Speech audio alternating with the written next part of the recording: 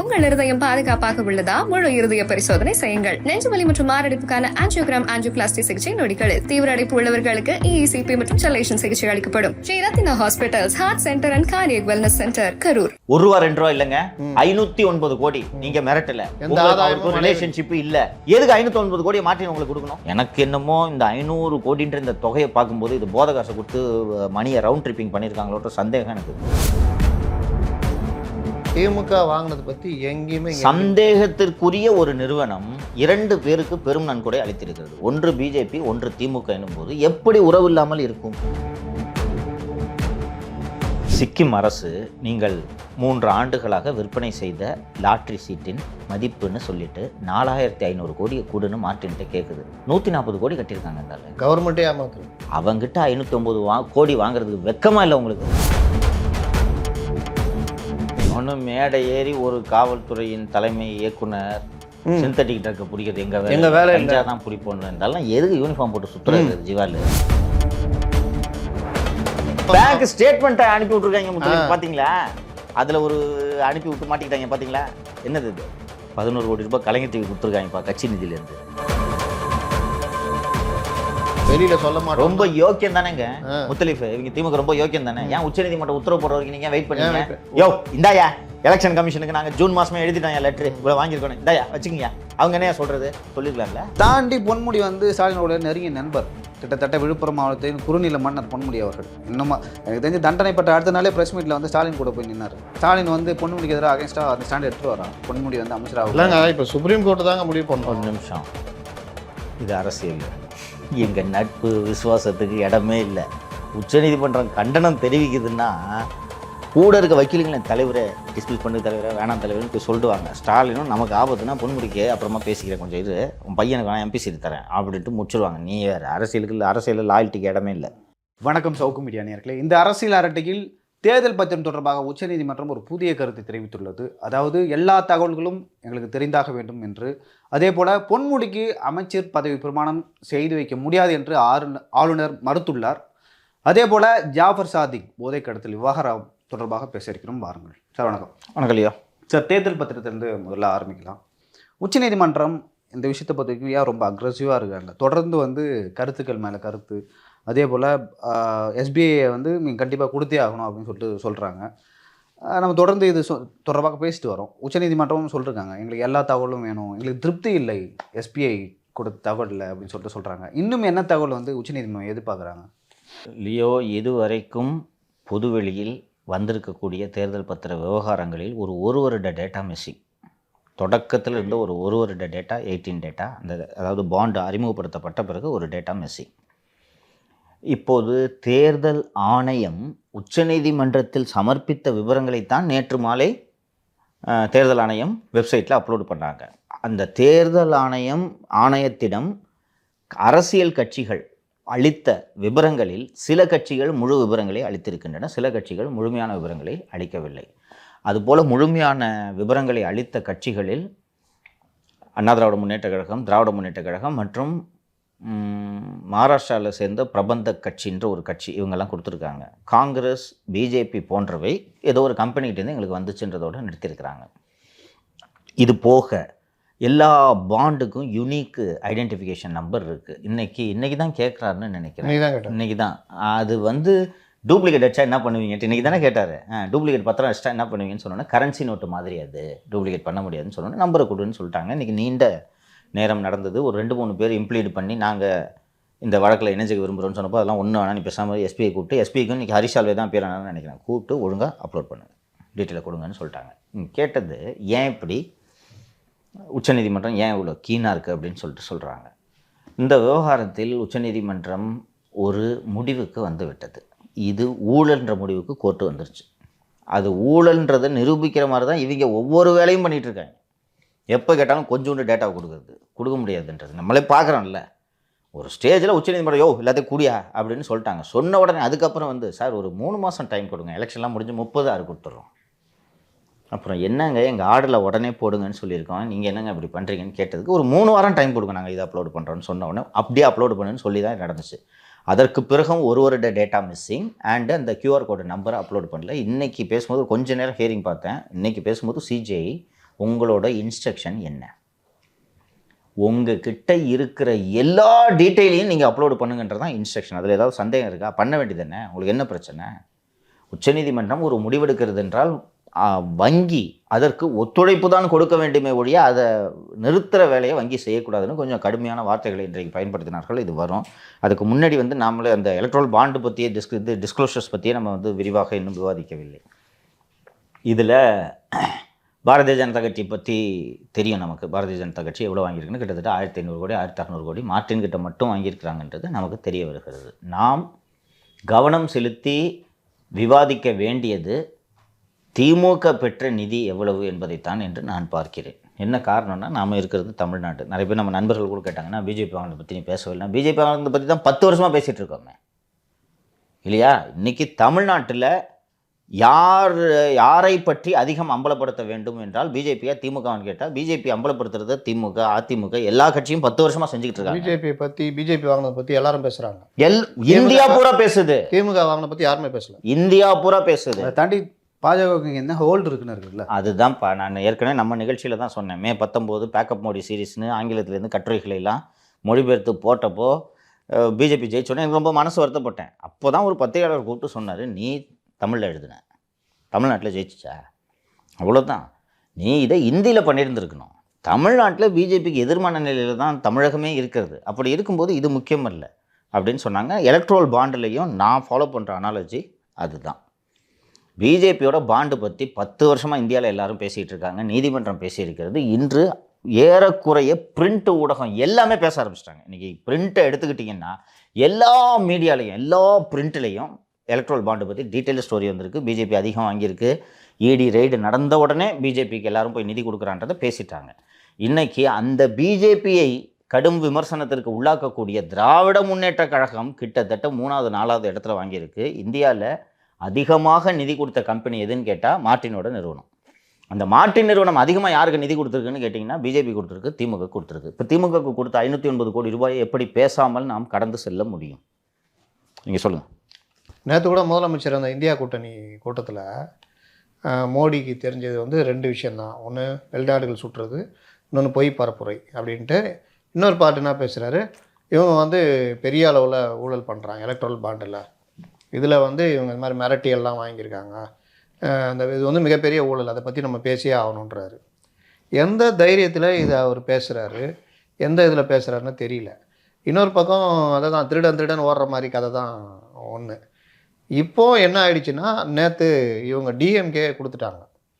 அதை எடுத்து பார்த்தா 2020 பெரிய அமௌண்ட்டு இவங்கள்ட்ட வாங்கியிருக்காங்க. இன்னொன்று மெகா இன்ஃப்ராஸ்ட்ரக்சரில் மெகா கிடையாது, இது மேகா 2 ஒரே கம்பெனி. அதோட சிஸ்டர் கம்பெனி. ஓகே ஏங்க 2 திருகல் வேலை பண்ணுற கம்பெனிங்க, 2 கம்பெனிங்க பிஜேபிக்கும் கொடுத்துருக்கு, திமுகவுக்கும் கொடுத்துருக்கு. வேற எந்த மாநில கட்சிக்கும் கொடுக்கல. நீங்கள் அதை கவனிக்கணும். அப்போ என்ன ரிலேஷன்ஷிப் பிஜேபிக்கும் திமுகன்ற கேள்வி இயல்பாக எழுமாயிடாதப்பா.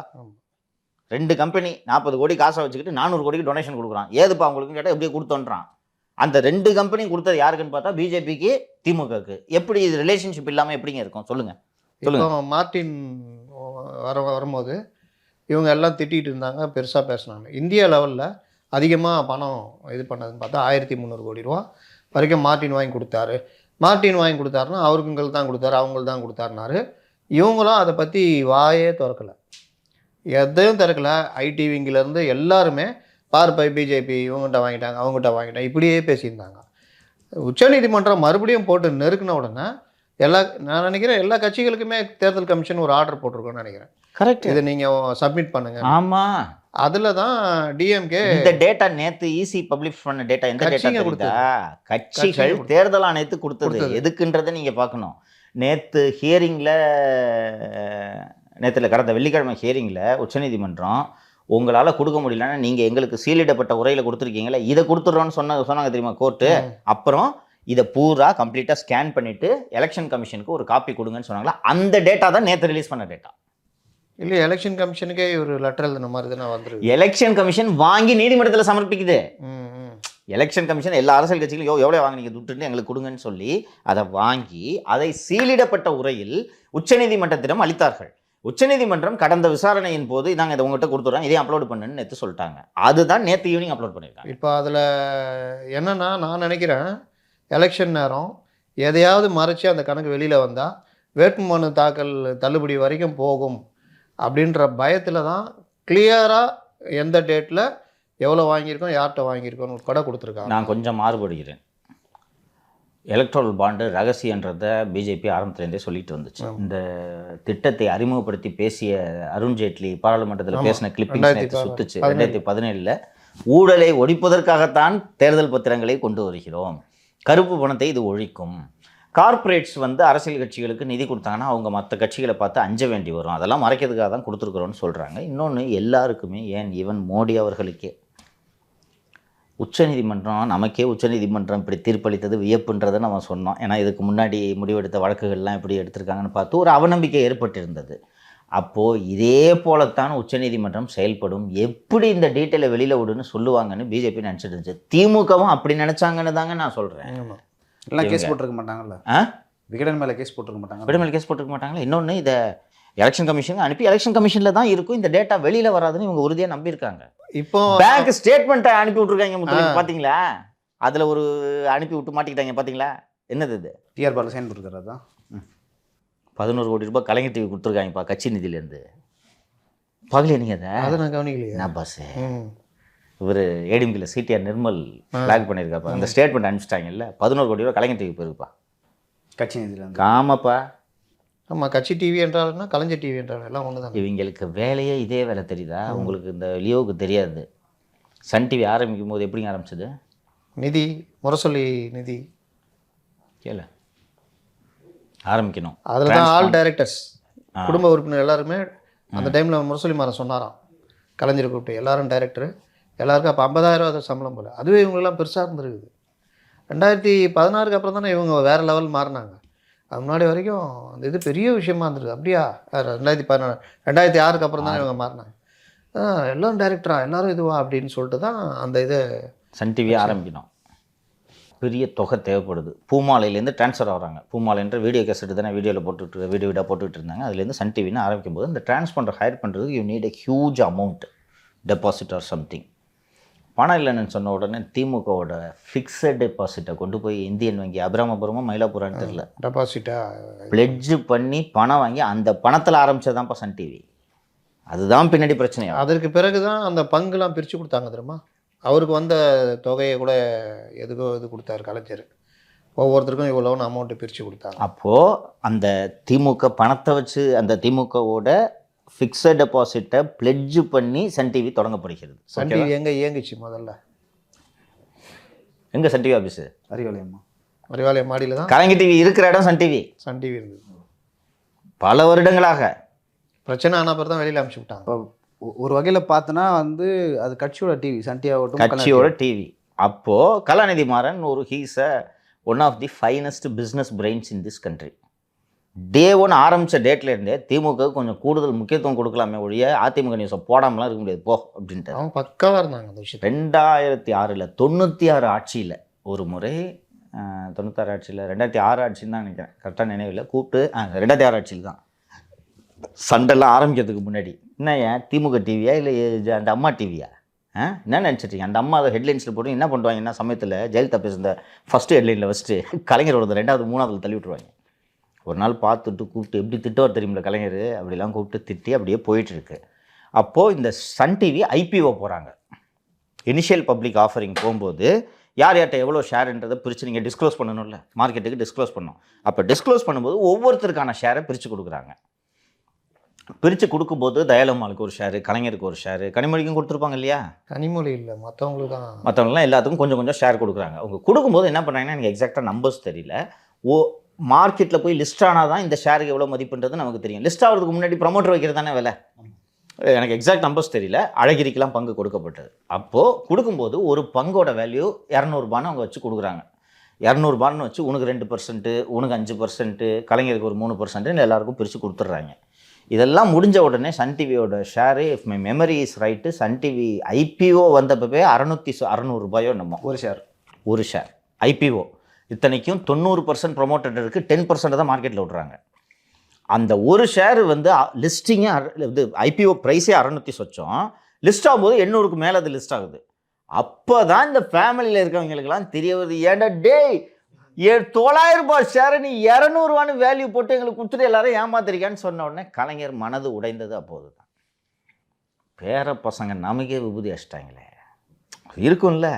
டே இந்த காசு இல்லைன்னா நீ சேனல் ஆரம்பிச்சிருப்பியா? கட்சியோட காசு, கட்சி காசு சார் அது. அப்படின்னு சொன்னா அவனுக்கு துட்டு வேணான்னு சொல்லிவிடு அப்படின்ட்டாரு. சொல்லி அதுக்கப்புறம் தான் பிரியறது.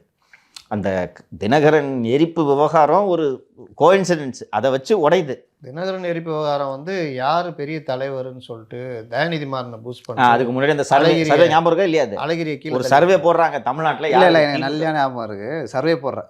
ஆக்சுவலாக வந்து அப்போ தினகரனை வந்து ப்ரொமோட் பண்ணுறாங்க. தினகரன் வாங்கினா வந்து இந்த இது ஃப்ரீ அது ஃப்ரீன்னு சொல்லிட்டு சொல்லுவாங்க. தமிழ் முரசு ₹1 பேப்பர், ₹1 பேப்பர் வாங்கினா பால் பாயிண்ட் பண்ண ஃப்ரீ. பிரச்சனை ஆரம்பிச்சது வந்து அது வந்து இந்த அதிர்ஷ்டத்துக்கும் இவங்களுக்கும் வந்த போட்டி. பிரச்சனை ஆரம்பிச்சது பெரிய லீடர் யாருன்னா தயாநிதி மாறன். அழகிரி இல்லை போடும்போது தமிழகத்தில் திமுகவில் யாருக்கு ஆதரவுன்னு போடும்போது இத்தனைக்கு அந்த சர்வே முன்னாடியே காமிச்சிருக்காங்க. இப்படி ஒரு சர்வே வருது தாத்தான்னு சொன்னேன், தப்பா போடாதப்பா அப்படின்னு சொல்லியிருக்காரு. அதை மீறி இது போட்டோடனே அதுக்கு முன்னாடியே குடும்பம் கொதிநிலையில் இருக்குது. தென் மாவட்டத்தில் அழகிரி ஒன்றுமே இல்லைன்ற மாதிரி கொண்டு வந்துட்டாங்க. குடும்பம் ஏற்கனவே இந்த ஷேர் மேட்ரு அப்படியே நீரு பூத்த நெருப்பை கொதிச்சுக்கிட்டு இருக்காங்க. எல்லாரும் வெளிப்படையாக பேச முடியாது. என்ன நினச்சிட்டு இருக்கோம், இப்படி ஏமாத்திட்டானுங்க இவனுங்க, நம்ம காசுலாம் எல்லாம் கொதிச்சுட்டு இருக்காங்க. அந்த நேரத்தில் சர்வே போட்ட உடனே இவ்வளோ தூரம் கூப்பிட்டு சொல்கிறேன்னு சொல்லிட்டு, ஏன்னா கலைஞர் அதை டிஃபெண்ட் பண்ணார் கிட்டத்தட்ட. ஞாபகம் இருக்கா? அழகிரி கொலை பண்ண சொன்னேன், சன் டிவி ரிப்போர்ட்டர் தான் கேட்பான், நீ வேணா நீ எடா பண்ண, நீ பாத்தியாடா, தூக்கில போட்டுடலாமா? கலைஞர் நிதானம் இழந்த அரிய தருணம் அது. சிரிச்சுட்டு அப்படியே இது பண்ணிட்டார். ஆனால் வேற தான் கோப்பிடுவார் இல்லையா ப்ரெஸ்ஸில். நம்ம நண்பர் தான் ஒருத்தர் அதில் கேட்டுதான் அப்படி பண்ணார். வேல்யூவேஷனில் இந்த வேலையை இங்கே பண்ணிவிட்டு அது முடிஞ்ச பிறகு தான் அது நடந்தது வரலாறு. அதுக்கப்புறம் வந்து கலைஞரே மனசு வருத்துட்டார். ஒரு பணத்துக்காக எங்களை வச்சு தான் டிவி ஆரம்பித்தேன், ஒரு பணத்துக்காக போய் இப்படி பொய் மதிப்பு போட்டு இப்படி பண்ணிட்டானே, அவனுங்களுக்கு கிட்ட வர வேணான்னு சொல்லிட்டுட்டார். அப்போ தான் வந்து தகவல் 2G தகவல் தொடர்பு வந்து இதுக்கு அவரை மாற்றி டெக்ஸ்டைலுக்கு மாற்றினாங்க. இல்லை ரிசைன் பண்ணிட்டார்னு நினைக்கிறேன். டெக்ஸ்டைல்ஸுக்கு மாற்றினாங்க. யார்?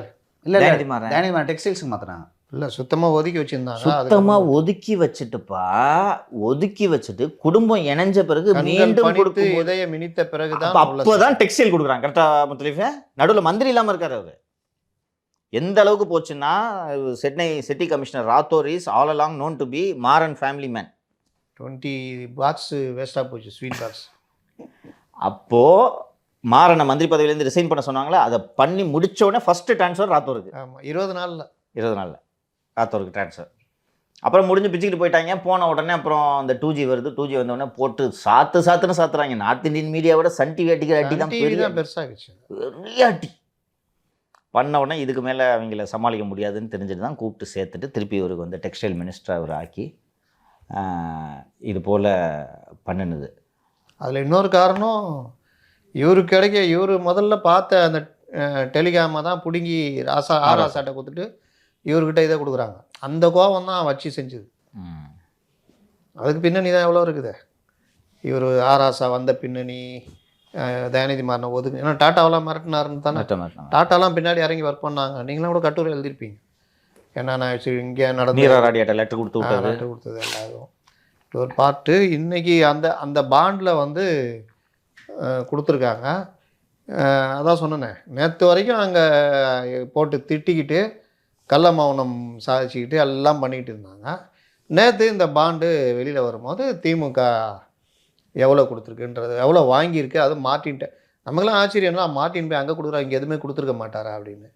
1300 கோடியில் 400 சில்லற கோடிக்கு மேலே இங்கே 509 கோடி இங்கே கொடுத்துருக்காரு. அது மட்டுமல்லாமல் முத்தலி மற்ற விவகாரங்களையும் நாம் பார்க்க வேண்டும்னு நினைக்கிறேன் நான். இந்தியா சிமெண்ட்ஸ் 10 கோடி கொடுத்துருக்கு. இது நம்ம நேரம் குறைவு காரணமாக நம்மளால் பண்ண முடியல, அண்டு நெட்வொர்க்கும் கரெக்டாக அமையல. இந்தியாவில் எந்த இடத்துலையும் இல்லாததை விட இல்லாத வகையில் தமிழகத்தில் மட்டும் சிமெண்ட் விலை அதிகன்றது ரொம்ப நாள் இந்த குற்றச்சாட்டு. ஆமாம், பக்கத்து ஸ்டேட்டில் கம்மியாக இருக்கும் தம்பி. ராம்கோ சிமெண்ட்டாக 2 கோடி கொடுத்துருங்க. இங்கே ப்ரொடியூஸ் ஆகிற சிமெண்ட்டு பக்கத்து ஸ்டேட்டில் கம்மி விலை இங்கே அதிகம். என்ன கணக்கு பார்த்து ஆந்திராவில் கம்மிப்பா. அதே போல் கவர்மெண்ட் இன்ட்ரோடியூஸ் ஜெயலலிதா ஒரு சிமெண்ட் இன்ட்ரோடியூஸ் பண்ணாங்க. அம்பா சிமெண்ட் அப்போ கொண்டு அது டேக் ஆஃப் ஆகல. இல்லை ஆக்சுவலாக அது போச்சு, விலை ரொம்ப கம்மியாக இருந்துச்சு, அதை ஸ்டாப் பண்ணிட்டாங்க. ஆட்சி முடிஞ்சிச்சு, அதோட அவங்க ஆட்சி முடிஞ்சிச்சு அதோட. ஸோ எப்போவுமே இந்த பிரச்சனை எப்போவுமே இருக்குப்பா. தமிழ்நாட்டில் மட்டும் ஒன்று ஷார்ட்டேஜ் ஆகும், அப்படி இல்லைன்னா ஒரு 30-40. இல்லை வெளியில் 160 ரூபா இருந்தப்போ இங்கே 220 ரூபா இருந்தது. 60 ரூபா, 70 ரூபா ஸோ வித்தியாசம். இந்தியா சிமெண்ட்ஸும் ராம்கோ சிமெண்ட்ஸும், இந்தியா சிமெண்ட்ஸ் தான் மெயின். ராம்கோ சிமெண்ட்ஸ் கொடுத்த 2 கோடி பற்றி நமக்கு பெரிதாக தெரியாது.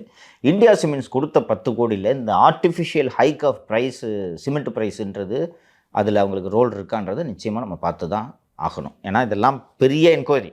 கரெக்டாக அந்த டைமில் எல்லாம் மேட்ச் பண்ணி தமிழ்நாட்டில் சிமெண்ட் விலை எவ்வளோ, ஷார்ட்டேஜ் அந்த பீரியடில் வந்துச்சான்றதெல்லாம் தரவு ரிசர்ச் பண்ணால் அதை கண்டுபிடிக்க முடியும். அடுத்ததாக பார்த்தீங்கன்னா சன் டிவி எவ்வளோ சம்பாரிச்சிருக்குன்றதெல்லாம் நம்ம இப்போ பேசணும் இவ்வளோ விரிவாக. திமுக இல்லைன்னா சன் டிவி இல்லை. ஏன் ஒரு இது இந்த கலாநிதி அண்டு காவேரி கலாநிதிக்கு சம்பளம் எவ்வளோங்க? அவங்களாம் க்ரோர்ஸில் அது எவ்வளோ சுமாராக சொல்லுங்கள்? 100 கோடி per year. அவங்க ஐபிஎல்ல ஒரு டீமே வச்சுருக்காங்க, சன்ரைசர்ஸ். 100 crores per year. இந்தியாவில் அதிகம் சம்பளம் வாங்கும் சிஇஓ ஒரு போர்ட் ஆஃப் டைரக்டர்ஸில் the Marans are 100 crores. 100 crores. க்ரோர்ஸ்ப்பா. நான் சொல்கிறது 4-5 வருஷம் பிஸ்னஸ் டுடேயில் தான் பார்த்தேன் நான். 4-5 வருஷத்துக்கு முன்னாடி உள்ள கணக்கு. சம்பளம் 100 கோடி வாங்குறீங்க. அந்த கட்சி இல்லைன்னா உங்கள் குடும்பமே இல்லை. ஏன் ஒரு 50 கோடி கொடுத்தா என்ன? அது மட்டும் இல்லாமல் இவங்க புத்தியை நீ நல்லா பார்க்கணும். இந்த பக்கம் தயாநிதி மாறனை வச்சு பாசிச பாஜக எதிர்ப்பு பேசிட்டு மோடி பிரதமர் ஆகணும்னு சன் டிவியில் விளம்பரம் போடுறீங்களே, வெக்கமா இல்லை? யோசிச்சு பார்த்தியா? அதை கேட்டால் அது தொழில். ஏடிஎம்கே விளம்பரம் வந்துச்சுங்க ஒரு நாளைக்கு தினகரனில், ஞாபகம் இருக்காங்க? ஒரே ஒரு நாள் வந்துச்சு, ஞாபகம் இருக்கா? 2011 ஒட்டி தான் அது நடந்துச்சுன்னு நினைக்கிறேன், கரெக்டுங்களா? திடீர்னு ஒரு நாள் நீங்கள் தினகரனில் இருந்தீங்களாப்பா?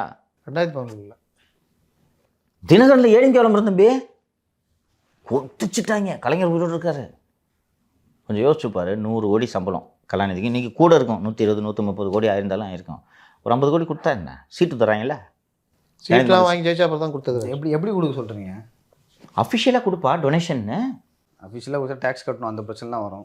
எப்படி வேணால் கொடுக்கலாம். அப்போ அது என்னப்பா அப்புறம் வெறும் 10 கோடி எது கொடுத்தீங்க? 10 கோடி அஃபிஷியலில் வராதுல்ல. இல்லை பாண்டில் வந்திருக்கு. பாண்டில் வந்தால் பாண்டு வெளியில் வந்தால் தான். இப்போ என்னுடைய கேள்வி அதுதான். இப்போ 10 கோடி கொடுத்துருக்காரு இவர் மார்ட்டின்னு 509. இப்போ இந்த 509 பாண்டு வாங்கி கொடுத்தது இவ்வளோ நாளாக என்ன சொன்னாங்க? அந்த கணக்குகள் தெரியாது, யார் கொடுத்தான்னு தெரியாது, உங்களுக்கு சொல்ல வேண்டிய அவசியம் இல்லை, வெளியில் சொல்ல வேண்டிய அவசியம் இல்லை, ரகசியங்கன்னு. இப்போ வெளியில் வந்துடுச்சு. இந்த 509 கோடியும் ஒயிட்டா? ஒயிட். யார்கிட்ட வந்த ஒயிட்டுன்னு அவங்க நிரூபிப்பாங்க? மார்ட்டின்கிட்டேருந்து வந்துச்சுன்றது தான் தெரிஞ்சு போச்சு, நிரூபணம் ஆயிடுச்சு. அப்போ ஐடி வந்து கேட்காதா? 509 ப்ளஸ் அங்கே கொடுத்து மொத்தம் 1300 கோடி நீங்கள் ஒயிட்டில் வாங்கினீங்களா? யார்? அதுக்கு என்ன மணி சோர்ஸ்? ஐடி. அதெல்லாம் கேட்கக்கூடாதுன்றதுக்காக தானே அவனுக்கு 1400 கோடி கொடுத்துருக்குறது. நான் இப்போ வெட்ட வெளியாக வெளியில் வந்திருக்குல்ல, வந்துருச்சு. இனிமேல் கேட்க வேண்டும்.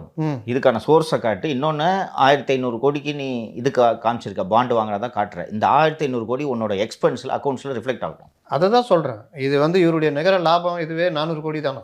ஆனால் 2000 கோடிக்கு டொனேஷன் எப்படி டொனேஷன் கொடுப்ப நீ? என்ன நீ என்ன யார் நீ? அச்சய பாத்திரதா வச்சுருக்கியா? அப்போ இந்த பணத்தை வந்து ஐடியும் மற்றவங்களுக்கும் வந்து இவங்களுடைய ரிட்டர்ன்ஸில் இவங்க சப்மிட் பண்ணியிருக்காங்களா?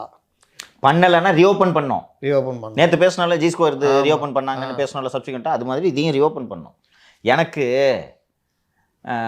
ரொம்ப 2021-22 பிறகு தான் மார்ட்டின்ட்டு அதிக துட்டு வாங்கியிருக்கு திமுக. எனக்கு இந்த பணமே மார்ட்டின் பணம் இல்லை, இது திமுக பணம்னு தோணுது. ஆனால் அவங்களுடைய கம்பெனியோட டர்ன் ஓவருக்கும் கொடுத்ததுக்கும் சம்மந்தம் இல்லை. ஏன் எனக்கு இந்த சந்தேகம் வருதுன்னா, இந்த காசே மார்ட்டின் வந்து திமுக கொடுத்த 509 கோடியே போத காசுன்னு எனக்கு சந்தேகமாக இருக்குது. என் சந்தேகத்தை சொல்கிறேன், நான் கிண்டலுக்காக சொல்ல. இப்போ சொன்ன மாதிரி 400 கோடி தான் உன்னோட கம்பெனியோட நெட்டு ப்ராஃபிட் ஒரு வருஷத்துக்கான ப்ராஃபிட்டு 400 கோடி. எப்படிப்பா 1000 கோடி ரூபாய் டொனேஷன் கொடுப்ப? அதே மாதிரி அந்த மேகா இன்ஃப்ராஸ்ட்ரக்சர்ஸ் பார்த்தீங்கன்னா 10 கோடி என்னமோ தான் ப்ராஃபிட்டு, 90 கோடி ஆடை கொடுத்துருக்கான் டொனேஷன். எப்படி முடியும்? இது இப்படி இருக்கிறதுக்கு ஏன் பாசிபிலிட்டி? என்னோட சந்தேகத்தை சொல்லிடுறேன். ட்ரக்கில் எவ்வளோ மணி ப்ரொடியூஸ் ஆகுதுன்றதை நம்ம பார்க்குறோம். ஹியூஜ் அன்இமேஜினபிள் கேஷ் இல்லையா? இதை மார்ட்டின்ட்ட கொடுத்துட்டு நீ உன் கம்பெனி மூலமாக எனக்கு எலக்ட்ரோல் பாண்டை அனுப்பிச்சிருன்னு சொன்னால் சரி, அதுவும் ஒயிட்டில் தானே காமிக்க முடியும். எது? இப்போ மார்ட்டின் மாட்டுவார்ல, மார்ட்டின் லாட்டரி டிக்கெட் விற்று எனக்கு இவ்வளோ வருமானம் வந்துச்சுன்னு காட்டிட்டு போகிறாரு. அது அவரும் அங்கே காமிச்சிருக்கணும், காட்டணும். ஆனால் அப்படிலாம் காட்ட வேணான்றதுக்காக தானே இப்படி ஒரு ஸ்கீம் இன்ட்ரடியூஸ் பண்ணுறாங்க. அதான் இப்போ வந்து இப்படி சுற்றிட்டு வந்து இங்கே மாட்டிக்கிச்சு. இப்போது இதுக்கு என்ன அட்ஜஸ்ட்மெண்ட்டாக இருக்குன்ட்டு நான் நினைக்கிறேன்னா, நீயும் மார்ட்டினை பிடிக்காத, நாங்களே எதுவும் தொல்லை பண்ண மாட்டோம், நீ கொஞ்சம் ஷேர் வாங்கிக்க, நான் கொஞ்சம் ஷேர் வாங்கிக்கிறேன். இவங்களுக்கும் பிஜேபிக்கும் அக்ரிமெண்ட் அண்ட் அட்ஜஸ்ட்மெண்ட்டில் தான் இந்த தொகையை 2 பேருக்கு பகிர்ந்து கொடுத்துருக்காரு மார்ட்டின்ற சந்தேகம் எனக்கு இருக்குது. இன்னொன்று இவங்க பாசிச பாஜக ஒழியணும் அது இதுன்னு பேசுகிறாங்கல்ல. மார்ட்டின் வந்து அவரோட தோளோடு தோள் உரசவில்லை, அவரோட நாங்கள் வந்து அவரை மிரட்டவில்லை வாங்கணும்னு. மிரட்டாம ஒருத்தர் வந்து சும்மா தூக்கி எனக்கு இது சொல்லுங்க முத்தலீஃப். ம். ₹1 இல்லைங்க, 509 கோடி. நீங்க மிரட்டல, எந்த ஆதாயமும் ரிலேஷன்ஷிப் இல்ல. எதுக்கு 509 கோடியை மாற்றி உங்களுக்கு கொடுக்கணும்? எந்த ஆதாயமும் அடையவில்லை, அதையும் சொல்றாங்க. 2011 ஜெயலலிதா வந்த உடனே ஒரு 10-15 லேண்ட் கிராப் கேஸ் போட்டாங்களா மார்ட்டின் மேல? என்னாச்சு அந்த ட்ரையல்? அவ்வளோதான், வரவே வராது. அரெஸ்ட் பண்ணாங்கல்ல ஜெயலலிதா. ஆமாப்பா, அந்த ஸ்டில்ல நீங்க கூகுள்ல பாருங்க, போலீஸோட செஞ்சு அப்போ ஜூனியர் விகடன்ல கவர் ஸ்டோரியில் ஃபுல்லாக மாற்றினா பெற்றா வரும். அதில் பருப்பு கொள்முதலில் ஊழல், முட்டை கொள்முதல். நான் என்ன சொல்றேன், எனக்கு சந்தேகம் இருக்கு. ஃபேக்ட்ஸை வெரிஃபை பண்ணிட்டு தான் நம்ம இந்த உண்மைத்தன்மையை சரிபார்க்கணும். இப்போ லேண்ட் கிராப் கேஸ் பெண்டிங்காக இருக்குன்னு வச்சுங்க, மார்ட்டின் மேலே ட்ரையல் ஸ்டேஜ்லேயே ஏதோ ஒரு ஸ்டேஜில் பெண்டிங்காக இருக்குது. இடி உள்ள நுழைய முடியும்ல? ஆமாம். எஃப்ஐஆரை க்ளோஸ் பண்ணி இடி உள்ள நுழையாம நான் காப்பாற்றுறேன்னு சொல்லிட்டு ஏன் இவங்க ஒரு ஒப்பந்தம் போட்டுக்கூடாது மார்ட்டின் கூட? தாராளமாக பண்ணலாம். எனக்கு என்னமோ இந்த 500 கோடின்ற இந்த தொகையை பார்க்கும்போது இது போத காசை கொடுத்து மணியை ரவுண்ட் ட்ரிப்பிங் பண்ணியிருக்காங்களோன்ற சந்தேகம் எனக்கு இருக்குது. அதான் நீங்கள் சொல்கிறத பார்த்தாவே 400 கோடி தான் லாபம் வருது. அவர் எதுக்கு 500 கோடி கொடுக்கணும்? ஒரு மொத்தமாக 1200 கோடி பிஜேபி கொடுத்தது சேர்த்து பாரு. மொத்த கம்பெனிக்கே வருஷத்துக்கு 400 கோடி தம்பி.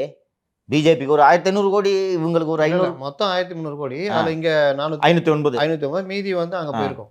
இல்லை இதில் இன்னொன்று நான் தான் திருப்பி கேட்குறேன், இதை வந்து அவங்க வந்து இன்கம் டேக்ஸில் இதிலெல்லாம் ஃபைல் பண்ணாமல் எப்படி தப்பிச்சிருப்பாங்க? இல்லை ஃபைல் பண்ணியிருப்பாங்களா? பண்ணியிருக்க மாட்டாங்க. பண்ணியிருக்க மாட்டாங்கன்னா இப்போ உச்சநீதிமன்றம் இதையும் சேர்த்து தானே கேட்கும். பெரிய ப்ரோபுங்க, 2G விட பெருசுங்க. ஆமாம், பெரிய ப்ரோபு. இல்லை சார், இன்னொரு விஷயமா இருக்குது சார். மார்ட்டின் வந்து திமுக கொடுத்தாரு, நீங்கள் போதை காசோ வேறு எந்த காசோனா வச்சிங்களேன் கொடுக்குறாரு, கேஸை க்ளோஸ் பண்ணுறாங்க. இவங்களுக்கு வந்து ஒரு நியாயம் இருக்குது, கேஸ் க்ளோஸ் பண்ணுறாங்கன்னு. மார்ட்டினே பிஜேபி கொடுக்கணும். இப்போ பிஜேபி கொடுத்த காசு எந்த காசுன்னு ஒரு கேள்வி வருது. அது வந்து எங்கேருந்து உருவான ஜென்ரேட் ஆன பணம் அப்படின்னு சொல்லிட்டு ஒரு கேள்வி வருது இல்லை? அவர் வடகிழக்கு மாநிலங்களெல்லாம் பெரிய அளவில் லாட்டரி பிஸ்னஸ் பண்ணிகிட்டு இருக்காரு.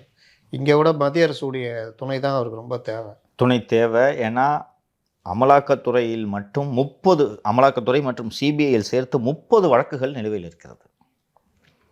30 வழக்கு நிலுவையில் இருக்குது. 30 வழக்கு நிலுவையில் இருக்கும்போது இன்னொன்றுப்பா, இப்போ ஜாஃபர் சாதிக் இருக்கார். ஏடிஎம்கே பொலிட்டிஷியன் கேட்டால் ஜாஃபர் சாதிக் காசு கொடுத்துருக்க மாட்டான். அப்படி தாராளமாக கொடுப்பான். அவன் தொழில் பண்ணுறவன், 2ஆம் நம்பர் தொழில் பண்ணுறவன், யார் கேட்டாலும் காசு கொடுப்பான். அவனுக்கு அது தேவை. ஆமாம், எல்லா சைடும் கொடுத்து பாதுகாப்பு தானேப்பா வேணும். பிரச்சனையே இருக்காது. இல்லைங்க நான் திமுகறேங்க, ஏடிஎம்கே கட்டுற காசு கொடுக்க மாட்டேன்னு சொல்லுவேன் நான். எனக்கு இதுதான் ரொம்ப உறுத்தலாக இருக்குது முத்தலீஃப். எனக்கு ஒரு 2ஆம் நம்பர் பிஸ்னஸ் பண்ணுறவன் அவுட் ஆஃப் தி வே போய் அரௌண்ட் 1600 1700 crores கொடுக்குறான். அவன்கிட்ட வாங்கின 2 கட்சியில் ஒன்று பிஜேபி இன்னொன்று திமுகன்ற போது என்ன உறவு உங்களுக்குள்? அதே போல் நான் ஒரு இன்ஸ்டன்ஸை மட்டும் வச்சு சொல்லேன். மேகா இன்ஜினியரிங்கும் 900 கோடி நம்ம கொடுத்துருக்காங்க. அவங்க கொடுத்ததில் பெரிய தொகை பிஜேபிக்கு, அவங்களோட சப்சிடரி கொடுத்ததில் பெரிய தொகை திமுக 80 கோடியோ 90 கோடியோ கொடுத்துருக்காங்க. எப்படி ரிலேஷன்ஷிப் இல்லாமல் இருக்கும்? இந்த ஆங்கிள் செய்திகள் கூட வரவில்லை தானே. எதுவுமே திமுக வாங்கினது பற்றி எங்கேயுமே சந்தேகத்திற்குரிய ஒரு நிறுவனம் 2 பேருக்கு பெரும் நன்கொடை அளித்திருக்கிறது. ஒன்று பிஜேபி, ஒன்று திமுக என்னும் போது எப்படி உறவு இல்லாமல் இருக்கும்? அதே போல் வந்து திமுகவுக்கு யார் கொடுத்தார்கள் கூட பிஜேபிக்கு தெரிஞ்சிருக்கும். நிச்சயமா ஏன்பா, இன்னைக்கு கோர்ட்டு சொல்லி தான் வெளியில் வருது. பட் பிஜேபிக்கு முன்னாடியே தெரியுமா தெரியாதா? அவங்க சனாதனத்தை ஒழிக்கணுன்றாங்க, எங்களோட ஜென்ம எதிரி நின்னா அவனுக்கு போய் துட்டு கொடுக்குறேன்ட்டு அவங்கள பண்ணியிருக்கணும்ல.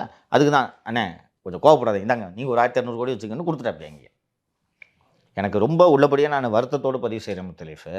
ஈக்குவலி டிஎம்கே ரெஸ்பான்சிபிளாக இல்லையா? கண்டிப்பாக உண்டு. ஏடிஎம்கேவை ரொம்ப விமர்சனம் பண்ணுறாங்க. பாரு அவங்க துட்டு வாங்கியிருக்காங்க, 5 கோடி ரூபா வாங்கியிருக்காங்க. இதே ஏடிஎம்கே 639 கோடியும் திமுக 5 கோடியும் வாங்கி தான் இவருடைய பேச்சு கேளுங்க. எப்படி பறந்துருக்கும் பேச்சு? 626 கோடி அதிமுகவும் திமுக வந்து 5 கோடியும் வாங்கியிருந்தாங்கன்னா என்னென்ன பேச்சு பேசுவாங்க யோசிச்சு பாரு. ஏன் இப்படி அமைதியாக இருக்காங்க ஊடகங்கள்? நம்ம ஊடகங்களும் பேசுறது, தமிழ் ஊடகங்கள் குறிப்பாக.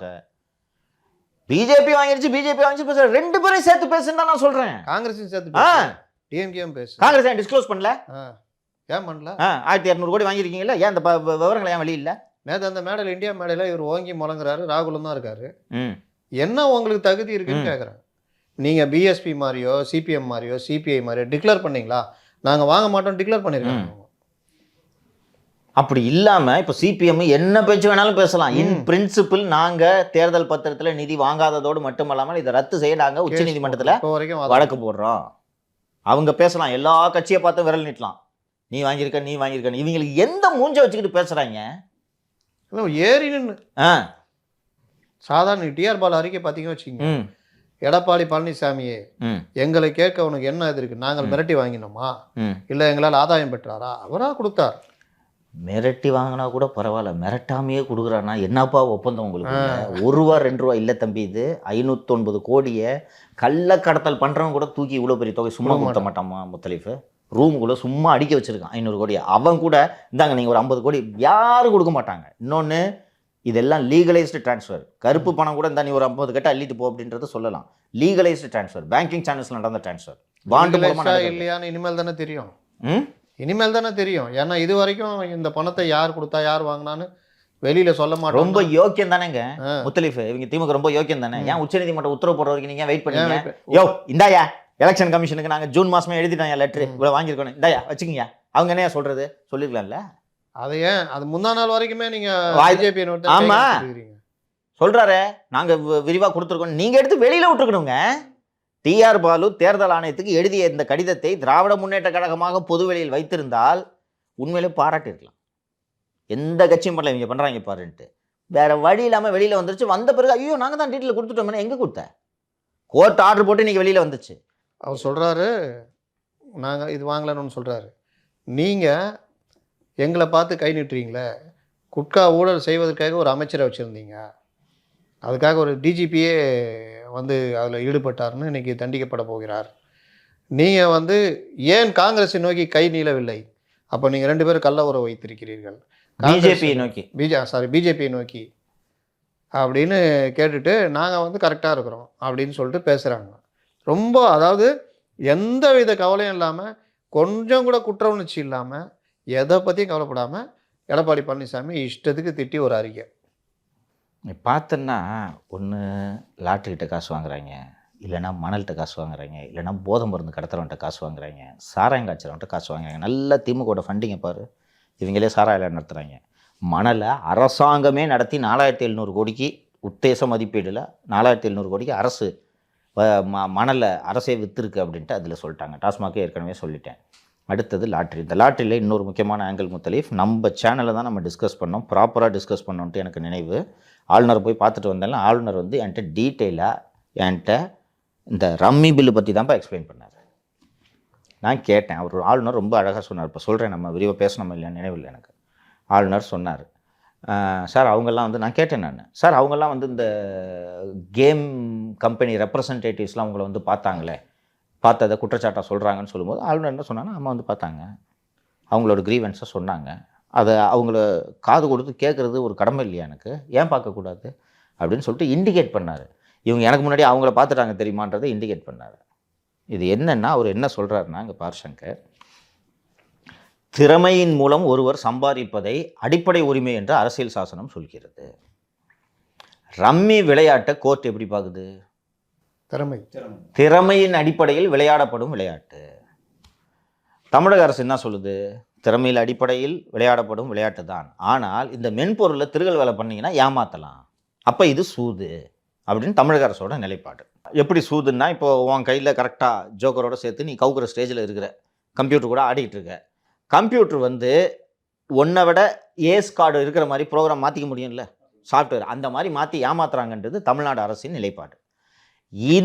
இதை பற்றி தான் இந்த கேமிங் கம்பெனி ரெப்ரசன்டேட்டிவ்ஸை கூப்பிட்டு ஆளுநர் பார்க்குறாரு. அவங்க என்ன சொல்கிறாங்கன்னா, சார் இந்த பாருங்கள், இந்த சாஃப்ட்வேருக்கு அது ஏதோ ஒரு பேர் சொன்னாங்க, மறந்துட்டேன் நான். அந்த ஒவ்வொரு சாஃப்ட்வேருக்கும் ஒரு சின்னதாக ஒரு கோடு, ஒவ்வொரு கேமுக்கும் ஒரு கோடு இருக்கும். அந்த கோடு எப்போ தப்பு பண்ணுன்னு கேட்டால், சீட்டை கலக்கும் போது தப்பு பண்ணும். இப்படிதான், சீட்டை கலக்கி போடும்போது தானே இந்த சிக்கல் வருது. ஒன்ஸ் கேம் ஸ்டார்ட் ஆச்சுன்னா மாற்ற முடியாது இல்லையா? அந்த சீட்டை கலக்கும்போது கம்ப்யூட்டர் நினச்சா அதுக்கு எல்லா ஜோக்கரையும் வச்சுக்கிட்டு உனக்கு ஒன்றுமே இல்லாத மாதிரி பண்ணலாம்ல. ஸோ இந்த சீட்டை கலக்கிறதுக்குன்னு ஒரு கோடு இருக்குது. உலகம் பூரா கேம் இருக்குல்ல, இந்த மாதிரி ஆன்லைன் கேமு, நேரடியாகவே விளையாடுற கேம்ஸ்லாம் உலகம் பூரா இருக்குது. அவங்க எல்லாரும் என்ன பண்ணுறாங்கன்னா, இந்த ISO தரச்சான்று மாதிரி இதுக்குன்னு ஒரு நிறுவனத்தை வச்சுருக்காங்க. நீ உன்னோட கேமிங் சாஃப்ட்வேர் இருக்குல்ல, இந்த கேமிங் சாஃப்ட்வேரை அந்த தரச்சான்று நிறுவனத்திட்ட கொடுத்துட்டோன்னா அவங்க இதை பார்த்துட்டு இதில் எந்த மெனிப்புலேஷனும் இல்லைன்னு கொடுத்துருவாங்க. மேலும் அந்த கேமுக்கான கோடு இருக்குல்ல, ப்ரோக்ராம் கோடு, இதை ஓப்பனாக போட்டுருவாங்க. யார் வேணாலும் பார்த்துக்கலாம். நீ இப்போ விளையாடுற இந்த சாஃப்ட்வேரில் ஏதாவது ஃப்ராட் இருக்கா இல்லையான்னா நீ போய் அங்கே அந்த பேஜுக்கு போனேன்னா அந்த கேமோட கோடை பார்த்துடலாம். ஸோ ஏன் இந்த சிஸ்டத்தை வச்சுருக்காங்கன்னா உலகம் பூரா பல பேர் பல கோடி ரூபாய் கட்டி விளையாடுவாங்க. அதில் இந்த திருகல் வேலை இருந்துச்சுன்னா இந்த கேமை அவனும் நம்ப மாட்டான், கேமை நடத்த முடியாது. ஸோ வெளிநாட்டில் இருக்கக்கூடிய கம்பெனிஸ்லாம் என்ன பண்ணுறாங்கன்னா அவங்களுக்குன்னு ஒரு சர்டிஃபிகேஷன் கம்பெனி வச்சுட்டு அங்கே போய் அவங்களோட சாஃப்ட்வேரை கொடுத்துருவாங்க. சார் நான் அந்த மாதிரி கேம் நடத்துகிறேன், இப்படி பண்ணணும்னு சொன்னேன், அவங்க இதை நாங்கள் செக் பண்ணிட்டோம், சாஃப்ட்வேர் ப்ராப்பராக இருக்குன்னு ஒரு சர்டிஃபிகேட் கொடுத்துருவாங்க. அப்படி உலக நாடுகள், குறிப்பாக அமெரிக்காவின் லாஸ்வேகாஸ் நகரில் உள்ள கேளிக்கை விடுதிகளில் இருக்கக்கூடிய மென்பொருளை கண்காணிக்கும் நிறுவனத்திடம் நாங்களும் சான்றிதழ் பெற்றிருக்கிறோம் அப்படின்னு அந்த கேமிங் கம்பெனி ரெப்ரஸன்டேட்டிவ்ஸ் என்கிட்ட வந்து சொன்னாங்க. அப்போ நான் அதை கேட்காம என்னப்பா பண்ணுறது அப்படின்னு சொல்லிட்டு சொல்கிறாரு, இந்த சட்டம் தமிழ்நாடு அரசு போட்டிருக்கே, இந்த சட்டம் உச்சநீதிமன்றம் ஸ்ட்ரைக் டவுன் பண்ணிட்டோம். ஸ்ட்ரைக் டவுன் பண்ணிட்டோன்னு தெரிஞ்சும் இந்த சட்டத்தை கொண்டு வர்றாங்க. நான் ஏன்பா இதுக்கு கையெழுத்து போடணும்னு கேட்டேன். புரியுதா? அதை மீறியும் கையெழுத்து போட்டுட்டாரு இல்லைங்களா? போட்டு கோர்ட்டு ஸ்ட்ரைக் டவுன் பண்ணிச்சா ஆச்சா? இப்போ இன்னொன்று அது வரைக்கும் ஐயோ ரம்மியில் சாகுறாங்க, ஐயோ ரம்மியில் ரம்மி ரவி இல்லை ஞாபகம் இருக்கா? ஆமாம் பேர் ரம்மி ரவி. பேர் ரம்மி ரவி. இல்லை அது முன்னாடி வரைக்கும் என்ன சொன்னாங்க, ஐயோ இங்கே ரம்மியில் சாகுறாங்க, ஐயோ அங்கே ரம்மியில் மேலும் ரம்மியால் ஒரு மரணம். மரணம் இந்த நீட் மாதிரியே அந்த இதெல்லாம் முடிஞ்சு உச்சநீதிமன்றம் தலையில் தட்டி அமுச்சு வச்சா இப்போ எங்க ரம்மி சாவே காணும். நேத்தோ முந்தா நாள் கூட ஒரு ஆள் ஒரு ஐடி கம்பெனிக்காரன் செத்து நடக்க தாங்க செய்யும். அப்போ பார்த்தா மது போதையில் சாவலையா, கொள்ளலையா? அம்மா வந்து பையன் வந்து 47 வயசு ஆகுது, அம்மாவுக்கு 67 வயசு, வீடு வேலை செய்கிறாங்க, குடிச்சிட்டு ஒரே பிரச்சனை, குடும்பமே பிரிஞ்சு அவனை விட்டு போயிடுச்சு. அம்மா பையன் மட்டும் தான் இருக்காங்க. அம்மா வீட்டு வேலை செஞ்சு ஏதாவது காப்பாற்றினுக்குது. ஒன்று வீட்டுக்கு வந்துட்டு பார்த்தா சிலிண்டரை காணும். எங்கடா சிலிண்டர் கேட்டால் குடிக்க காசு இல்லை, விற்றுட்டேன். அம்மாவுக்கு ஆத்திரம் வந்து திட்டினா கட்டையை எடுத்து அம்மா அடிக்க போகிறான். அந்த கட்டையை திருப்பி தலையில் அடிச்சோன்னா கீழே கொண்டுட்டான். கழுத்தை நடிச்சு கொண்டுச்சு அம்மா. தாயே மகனை கொண்டுட்டாங்க. எதனால் நடக்குது? மது. எத்தனை குடும்பத்தை சீரழிக்குது. ஏன் மூடுங்களேன். ரம்மி ரம்மி ஐயோ ரம்மி ஐயோ ரம்மி. எப்படி கேம்பெயின் நடந்துச்சு அந்த பேர்ல ஞாபகம் இருக்கா? ரம்மி ரவி ரவி ரவி இரக்கம் இல்லையா? அதை பற்றி யாரும் பேசக்கூடாது. ரம்மி பற்றி ஏம்பா ரம்மியில் இப்படி இருக்குப்பா, இது வந்து இந்த game mind game, skill game, இதை இப்படி சொன்னாலும் அவன் அயோக்கியம். அது பேர்ல அப்படிதான் பண்ணிட்டு இருந்தாங்க. கெட் அவுட் ரவி அப்படின்னு. கெட் அவுட் ரவி ஞாபகம் இருக்கா? எல்லாம் பண்ணாங்க, பண்ணிட்டு இப்போ கடைசியில் சுப்ரீம் கோர்ட்டை தான் சொல்லுச்சா? இப்போ உச்சநீதிமன்றமே சரி என்று சொல்லும் வகையில் ஒரு பலவீனமான சட்டத்தை நாங்கள் கொண்டு வர்றோம், நீ எனக்கு 300 கோடி கொடுன்ட்டு ஏன் இருக்கக்கூடாது? அப்போதான் எல்லாருமே சொன்னோம்ங்க. இவங்க வச்சுக்கிட்ட அந்த ஊடகவியலாளர்கள் மட்டும்தான் ஐயோ ரம்மி ஐயோ ரம்மின்னாங்க. நம்மளாம் இப்போ ஓப்பனாக சொன்னோம். வெறும் லாட்ரி மட்டும் மார்ட்டின் பண்ணலை. லாட்ரி தொடக்க காலத்தில் செய்தது. அதுக்கப்புறம் இதுவே நம்மள தான் பேசணுமே, எஸ்எஸ் மியூசிக்கில் லோட்டோ இதுன்ட்டு வடகிழக்கு மாநிலங்களில் பணம் கட்டி விளையாடுற கேம்பிளிங் பார்லர்ஸ் வச்சு நடத்துகிறாங்க. சொல்கிறது புரியுதா? கேசினோஸ் மாதிரி வீடியோ கேம்ஸ் இருக்குது. இப்போ கொஞ்சம் காலத்துக்கு முன்னாடி வீடியோ கேம்ஸ் இருக்குது, இங்கே பார்த்துருப்பேன். இப்போவும் சில மால்ஸில் இருக்குது. சின்ன குழந்தைங்கலாம் போயிட்டு 50 ரூபாய் 100 ரூபாய் கட்டினா போய் ஒரு 10 நிமிஷம் விளாண்டுட்டு வரலாம். அது மாதிரி பெட்டு கட்டுறது அங்கே இருக்குது வடகிழக்கு மாகாணங்களில். அதை நடத்துறது மாட்டேன். புரியுதா? இது போக இன்னும் சிம்பிளாக சொல்ல போனோன்னா இந்தியாவில் இந்த gambling, online games, rummy gimme இது எல்லாத்துக்கும் ஹெட்டு மாட்டேன். இப்போ நீ ஒரு ஆன்லைன் கேம் நீ நடத்திட்டு இருக்கேன்னு வச்சுக்கேன், உனக்கு ஏதாவது காரியம்னா மார்ட்டின் போனோன்னா மார்ட்டின் மூலமாக தான் இது நடக்கும். அதனால தான் மார்ட்டின் இப்படி இருக்குமா முத்தலீஃப்? மார்ட்டின் அவரோட பணத்தை மட்டும் கொடுக்கல, இது மாதிரி கேமிங் நடத்துகிற பல இண்டஸ்ட்ரீஸோட பணத்தை சேர்த்து மொத்தமாக அப்படி கூட அப்படியே இருந்திருக்கலாம். ஏஜென்சியாக ஒரு புரோக்கராக அவர் இருக்கலாம். இப்போது ட்ராவல்ஸ்ன்னு எடுத்துக்கிட்டோன்னா மொத்த ட்ராவல்ஸ்க்கும் ஆம்னி பஸ்ஸுக்கும் சேர்த்து ஒரு ட்ராவல்ஸ் இருக்கிறது இல்லையா, அது போல் நடந்திருக்கலாம். அப்படியும் இவருக்கு உருவாந்திருக்கலாம். இவங்க ஏன் வந்து இவங்க மேலே திமுக மேலே இவ்வளோ கோவம் வருது, இரட்டை வேடதாரிகள் நம்ம சொல்கிறோன்னா, இன்றைக்கி ரம்மியை பற்றி பேசுகிறானுங்களாப்பா? அதான் கேட்குறேன். கரெக்டாக அந்த இது துடிச்சானுங்கப்பா. நல்லா யோசிச்சு பாரு தம்பி. தெரியும் சார். இறக்கம் இல்லையா ரவிக்கு? நீங்கள் போய் இன்னும் எத்தனை உயிர்கள் வேண்டும் ரவிக்கு? நீங்கள் போய் பார்த்ததெல்லாம் நான் பேசுனாங்க தெரியுமா வெளியில்? நீங்கள் போய் பார்த்ததெல்லாம் பார்த்துட்டு வந்து பேட்டி கொடுத்தீங்களா? இவரும் பாரு ரம்மிக்கு ஆதரவாக பேசுகிறாரு. ஏங்க அவர் சொல்கிறதுல லாஜிக்காக தெரியலையா? அவன் வந்து சொல்கிறான், நீங்கள் என்ன சொல்கிறீங்க, இந்த சீட்டை கலக்கும் போது சாஃப்ட்வேரில் திருகல் வேலை பண்ணுவான்றது ஸ்டேட்டோட வாதம். அவன் அந்த கேமிங் கம்பெனிக்காரன் என்ன சொல்கிறான், சார் எங்கள் சாஃப்ட்வேர் டிரான்ஸ்பரண்ட்டு, நீங்கள் வந்து செக் பண்ணிக்கங்க, நான் சாஃப்ட்வேரில் இந்த மாதிரி ஏதாவது ஃப்ராட் நான் பண்ணியிருக்கேன்னு தெரிஞ்சிச்சுன்னா ஐ க்ளோஸ் திஸ் இஷ்யூ. டிரான்ஸ்பரண்டாக இருக்குது, ஓப்பனாக போடுறான். அண்ட் அமெரிக்கா போன்ற நாடுகளில் இந்த சாஃப்ட்வேருக்கு சர்டிஃபிகேட் அளிக்கக்கூடிய அதே நிறுவனம் தான் எங்கள் சாஃப்ட்வேரையும் சர்டிஃபிகேட் பண்ணுது. எங்கே முறைகேடு இதுலன்னு கேட்குறாங்க அவங்க. இதில் மூத்த பத்திரிகையாளர் மணி கடுமையாக ஆன்லைன் ரம்மியை தமிழக அரசு நிலைப்பாட்டில் உறுதியாக இருந்தார். அவர் போய் ஆளுநரை சந்திக்கிறார். ஆளுநர் ரிசீவ் பண்ணி மேட்டர்லாம் சொல்கிறாரு. வெளியில் வந்து நியூஸ் 18க்கு அதுக்கு பேட்டி கொடுத்தாரு. வீணா சொல்கிறேன் இந்த விஷயத்தில் நான் ரம்மி இது ஆளுநர் ரவி கூட நான் உடன்பாடுறேன். ரொம்ப பக்காவாக அவர் சொல்கிற வாதம் ரொம்ப கரெக்டு அப்படின்ற மாதிரி என்கிட்ட இதை தான் சொன்னார். நான் கேட்டேன், சார் நீங்கள் கேமிங் ரெப்ரஸன்டேட்டிவ்ஸாக பார்க்குறீங்கன்னா அவங்க தான்ப்பா வந்து என்கிட்ட இதை சொன்னாங்க. அமுச்சு வச்சதை இவங்க தாங்க. அப்புறம் என்ன, நாங்கள் பார்த்தா நல்லா இருக்காது, நீங்கள் பாருங்க. அப்புறமா கேமிங்கு ஒரு பத்திரிகையாளர் விட்டு கண்டுபிடிச்ச மாதிரி துப்பறிஞ்சு போட்டு எல்லாம் இந்த கூத்தெல்லாம் எவ்வளோ கூத்துகள் நடந்துருக்குது. பல கூத்துகள் நான் வேலை பண்ணியிருக்காங்க தெரியுதா அவங்க. நீ ஆளுநர் விமர்சனத்துக்கு அப்பாற்பட்டவர் இல்லை. ஆளுநரின் சனாதனம் குறித்த ஆளுநரின் கருத்துக்களை நாம் விமர்சனம் பண்ணலையா? அண்ட் அதே போல் இந்த சிதம்பரம் தீட்சிதுகள் சம்மந்தமாக ஒன்று சொன்னாருக்கு, நான் உறுதியாக நின்னேன். ஆமாம், இப்போ வரைக்கும் அவர் நடக்கப்பட்ட கருத்தில் தான் இருக்கா. உறுதியாக நின்னேன். சரின்னா சரி, தப்புன்னா தப்பு. நீங்கள் உங்கள் வசதிக்கு மாட்டின்ற துட்டு வாங்குறதுக்காக ரவி நீங்கள் பேசுனீங்கன்னு சொல்லாமல் தானே இப்போ அதானே நடக்குது. உங்கள் கையும் களவுமா நீங்கள் மாட்டுறீங்க. இப்போ நீங்கள் என்ன பேசுறீங்க, ஓங்கி நின்று பேசுறீங்க. கையும் களவுமா ஜாஃபர் சாதிக் மேட்டரில் மாட்டுறீங்க. 15ஆம் தேதி தேடப்படும் குற்றவாளி, 21ஆம் தேதி இங்கே ஃபங்க்ஷனில் கலந்துக்கிறாப்புல. ஆனால் ஓங்கி நின்று என்ன பேசுறீங்க? என்சிபி நீ என்ன பண்ண? 21ஆம் தேதி கலந்துட்டான். அப்போ நீ என்ன பண்ண? உனக்கு எல்லாம் இங்கே பொறுப்பு இருக்குது. என்சிபி வந்து சர்க்குலர் போட்டான்ல. இங்கே இருக்கிற என்ஐபி என்ன பண்ணுச்சு, ஹெச்ஓபிஎஃப் என்ன பண்ணாரு, இங்கே இருக்கிற கமிஷன் என்ன பண்ணாரு? அவங்க பாதுகாப்போடு தானே அவர் அந்த கூட்டத்தில் கலந்துக்கிறாரு. 6 நாள் இடைப்பட்ட நாள் சாதாரண விஷயம் இல்லை. 6 நாள் இந்த கவர்மெண்ட்டுக்குள்ளே இவ்வளோ விஷயங்கள் பாஸ் ஆகாதா? எப்படி ஓங்கி நின்று பேசுனீங்க? டெல்லியிலேருந்து இன்டெல் ரிப்போர்ட் வரும், ஐபி ரிப்போர்ட் வரும், எல்லாத்துலேயும் அலர்ட் வருங்க. அப்புறம் நீங்கள் எப்படி அவங்க பாதுகாத்து தலைமறைவாகிறதுக்கான வேலையை தானே பண்ணீங்க. அப்புறம் எப்படி பேசுகிறீங்க? என்சிபி நீ என்ன பண்ண? 15ஆம் தேதி அங்கே வந்து தேடப்படும் குற்றவாளி, 21ஆம் தேதி ஃபங்க்ஷனில் கலந்துக்கிறான். நீங்கள் என்ன வேலை செய்கிறீங்க? நீங்கள் ஒன்றும் மேடை ஏறி ஒரு காவல்துறையின் தலைமை இயக்குனர் சிந்தட்டிக் ட்ரக்கை பிடிக்கிறது எங்க வேலை இல்லை தான் பிடிப்போன்னு இருந்தாலும் எதுக்கு யூனிஃபார்ம் போட்டு சுற்றுறது? ஜிவாலு என்சிபியில் இருந்து 5 வருஷம் என்சிபியில் இருந்தார். பக்கத்துலேயே அந்த பிடிக்கிறவரை உக்காந்துட்டு இருக்காரு மகேஷ்குமார் அகர்வால், அவரை வச்சுக்கிட்ட. இது என்னன்னா, இந்த விஷயங்கள்லாம் இப்போ நாம் இவ்வளோ நேரம் பேசிய விஷயங்கள் எல்லா பத்திரிகையாளர்களுக்கும் தெரியும் தான். இவர்களையும் சேர்த்து தானே இவங்க 2 பேரும் ஒரே தராசில் வைக்கணும்னு சொல்கிறேன் முத்தலீஃப். நான் திமுகக்கும் பிஜேபிக்கும் பெரிய வேறுபாடு இருக்கா தான் நான் பார்க்கலப்பா. அவங்க நேஷனல் மீடியாவை கண்ட்ரோல் பண்ணுறான், நீங்கள் தமிழ் மீடியாவை கண்ட்ரோல் பண்ணுறேன். வேற என்ன வித்தியாசம் உங்கள் 2 பேருக்கும்? நேற்று கவர்னர் அந்த இது சொன்னல பொன்முடி மேட்ரு, நம்ம பிரேக் பண்ணுறோம். அதுலேருந்து 1 மணி நேரத்துக்கு எந்த மீடியாவும் வாய் திறக்கல, ஒரே ஒரு மீடியாவை தவிர. அவ்வளோ பயம். நான் அவரும் இல்லாதையா சொல்லிட்டாரு, மறுத்திருக்காரு. செய்தி தானே அது, செய்தி தான் போடுங்க. சரி தவறு விவாதம் வேற, அப்புறம் பண்ணிக்கலாம். ஆமாம், செய்தி தான், தகவல்னா அது போடுங்க. ஒரு சேனலில் கேள்விக்குறியோட போட்டாங்க, க்ளீனாக என்ன அவர் இது பண்ணாரோ அதை அப்படியே பேசுனாங்க, பண்ணாங்க. மற்றவங்களுக்கே அந்த தைரியம் வரணும். எது தடுக்குது உங்களை? ரொம்ப அயோக்கியத்தனம்ப்பா. நீ வந்து ஒரு லாட்ரி விற்கிறவன், திருட்டு லாட்ரி விற்கிறவன். அது சிக்கிம்லாம் நம்ம அதை பேசி தான் ஆகணும். சிக்கிம் வந்து ரொம்ப பின்னாளில் இந்தியாவோட இணைக்கப்பட்ட ஒரு மாநிலம். தெரியும்ல, சிக்கிம் வரலாறு தெரியும். குட்டி நாடு, வருமானன்றதே கிடையாது. என்ன இருக்கு அங்கே? விவசாயம் இருக்குமா? என்ன இருக்கும்? அதனால தான் இங்கே லாட்ரி விற்றுட்ருக்காங்க. அந்த லாட்ரி விற்று அந்த லாட்ரியின் மூலமாக கிடைக்கும் வருமானத்தில் மாநில அரசு நடத்தணும். இப்போ நம்ம ஊருக்கு டாஸ்மாக்னு வச்சுக்கேன், நம்ம சாராங்கன்னா நமக்கு கதை என்ன ஆகும்? அது மாதிரி அவங்க ஊருக்கு லாட்ரி 1 லட்சம் லாட்ரி அடித்து விற்கிறாங்க. அந்த 1 லட்சம் லாட்ரியோட விலை 50 லட்ச ரூபான்னு வச்சுக்கேன். மார்ட்டின் வந்து 20 லட்ச ரூபா சிக்கிம் அரசுக்கு கொடுக்கணும்.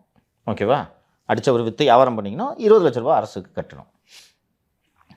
சிக்கிம் அரசு நீங்கள் 3 ஆண்டுகளாக விற்பனை செய்த லாட்ரி சீட்டின் மதிப்புன்னு சொல்லிட்டு 4500 கோடியை கூடுன்னு மார்ட்டின்கிட்ட கேட்குது.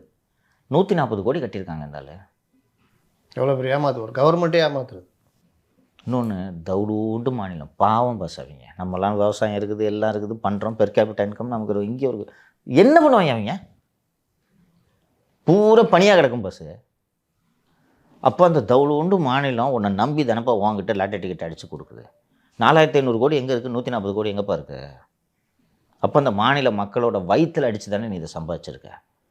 அவங்ககிட்ட 509 கோடி வாங்குறதுக்கு வெக்கமாக இல்லை உங்களுக்கு? இல்லை சார், 509 கோடி கொடுத்துருக்காங்க.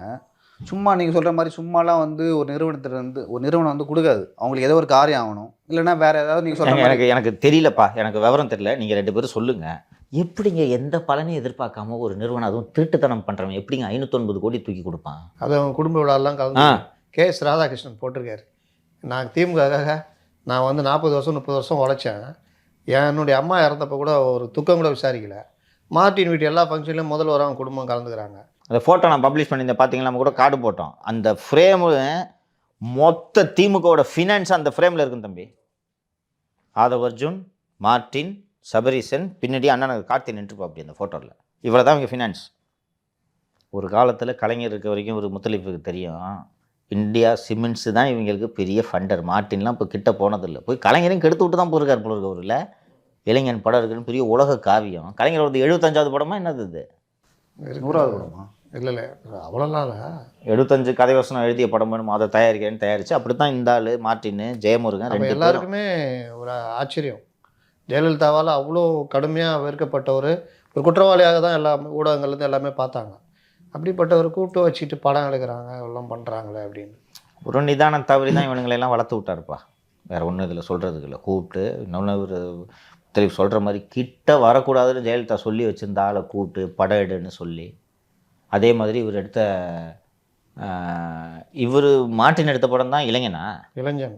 ஜெயமுருகன் எடுத்தது தான் உளியின் ஓசையா, உளியின் ஓசை. 2 பேரும் எடுத்தது. மார்ட்டினுக்கு என்ன சலுகை பண்ணாங்கன்னு தெரில, ஜெயமுருகனுக்கு டிஸ்டிலரிஸ். இன்னைக்கு அது அப்படி வராது. அது சில வேற இதில் வந்து வேற சில குடும்பத்தினருக்கும் அது இருக்குது பங்கு அதில். புரியுது எஸ்என்ஜே அப்படின்ட்டு. நீ கொஞ்சம் யோசிச்சு பாரு. அதை தான் இங்கே பனியனில் குத்திட்டு சின்னவர் போய் ஐபிஎல் பார்த்துருந்தார். ஐபிஎல் பார்த்தாங்கல்ல சந்தோஷமா? இந்த வருஷம் பார்ப்பாங்களா? அது சந்தோஷம் இருக்குமா? இவங்களுக்கு இந்த வருஷம்னு கிடையாது முத்தலீஃப்.